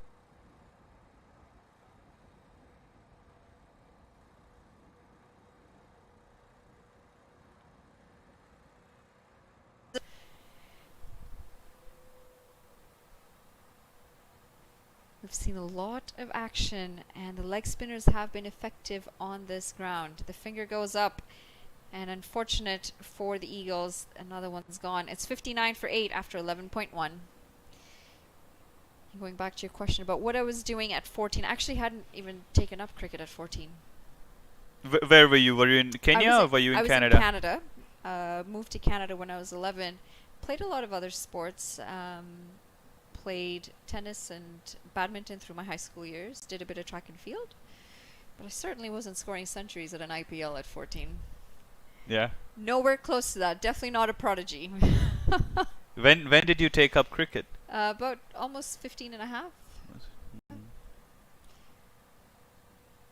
Cricket came very late in my life. Well, better late than never. Better late than This never. incredible yes. game of ours. Well, it's not out of choice that I didn't take up cricket. It was the story goes back to when I was in Kenya. Some of our schoolboys were playing cricket, and I said, "Hey, I want to play too." And they said, "Oh, girls don't play this sport." And that's going to be yet another one. An outside edge, a slip in place just for that reason. And that's the 9th wicket gone. Unfortunately, it's been a procession of wickets for the Eagles. And we're now yet again on a hat-trick. Poking away at that delivery. It's outside the off stump. No real aim on the shot. No intent. And the body language says it all as the batter trudges off. 59 for 9 after 11.1. Could we see the first hat trick? Hopefully, yes. But maybe not. I would want the hat trick to come in more adrenaline rushed circumstances. Fine. Line. Tensions running high. Say that to the bowler. Well, there are MLC scouts around. Every ball matters. Every wicket ball. matters. What were you doing at 14? Oh, that's a good question. You were part of the under 15 setup. Yeah, but I was probably crying over a breakup or something. At 15? Yeah, why not? We start early.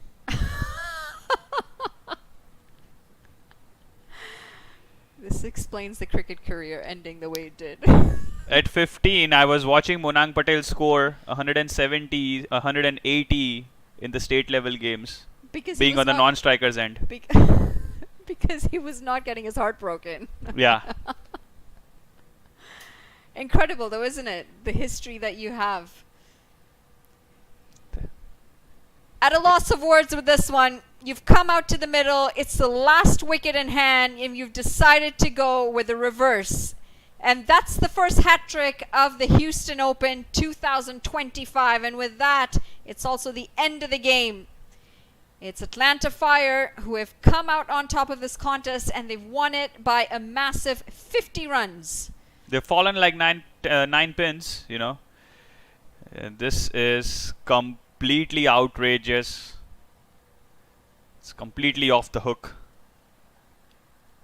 No real stomach for a fight, I should say, when Utkarsh Srivastava is right out there at the non-striker's end. Well, I know you didn't want to see a trick, and definitely was a hat trick. Exceptionally well bowled. That was the first wicket. This the second. Very well caught in the slip. Stayed low, Stephen Taylor. And then this, the final wicket, going for a reverse at a really interesting time in the game with just one wicket left in the innings. An exceptional piece of bowling. A really good spell, and It's like a complete no-show. The batters haven't turned up at all from the hotel rooms, I guess. well, the bowling stats say it all. Matty Reddy leading with the 3 wickets, and Sunny Patel has the final say with his fifer. You said the scouts are out. Well, they better be looking at this. 3 overs, 13 runs, and 5 wickets to his name. Kevin Cooper, along with Fani Teja, chipping in with 1 wicket each. But the economy rates tell a story. The batters never really had a chance. Defending 110 is no easy task, and Atlanta Fire have made it look like a cakewalk. Take a look at the worms. 1 worm falling not only short, but plenty of wickets in that short stint. Atlanta Fire leading that through and through. Well, we've got a lot more action to come here at the Houston Open. Tomorrow morning, we've got the Premier Raider Gladiators taking on the Seattle Thunderbolts. That's going to be tomorrow morning, 9:30 local time, 10:30 Eastern Standard Time. Plenty of action in a one-week action-packed cricket, I should say, here in Prairie View Cricket Complex. This defeat should stare in their faces. 50 runs is a huge margin in a 20-over game. Is a huge margin, especially in a low-scoring thriller like this. I know their net run rate's going to take a bit of a hit as well. But it's still day 1 here at Houston Open, and there's plenty more action to come. So we'll just have to see how the rest of the games play out. We're going to say thank you to you, Smith Patel, for joining us today. Thank we you, hope that you Manali. can join us for the rest of it.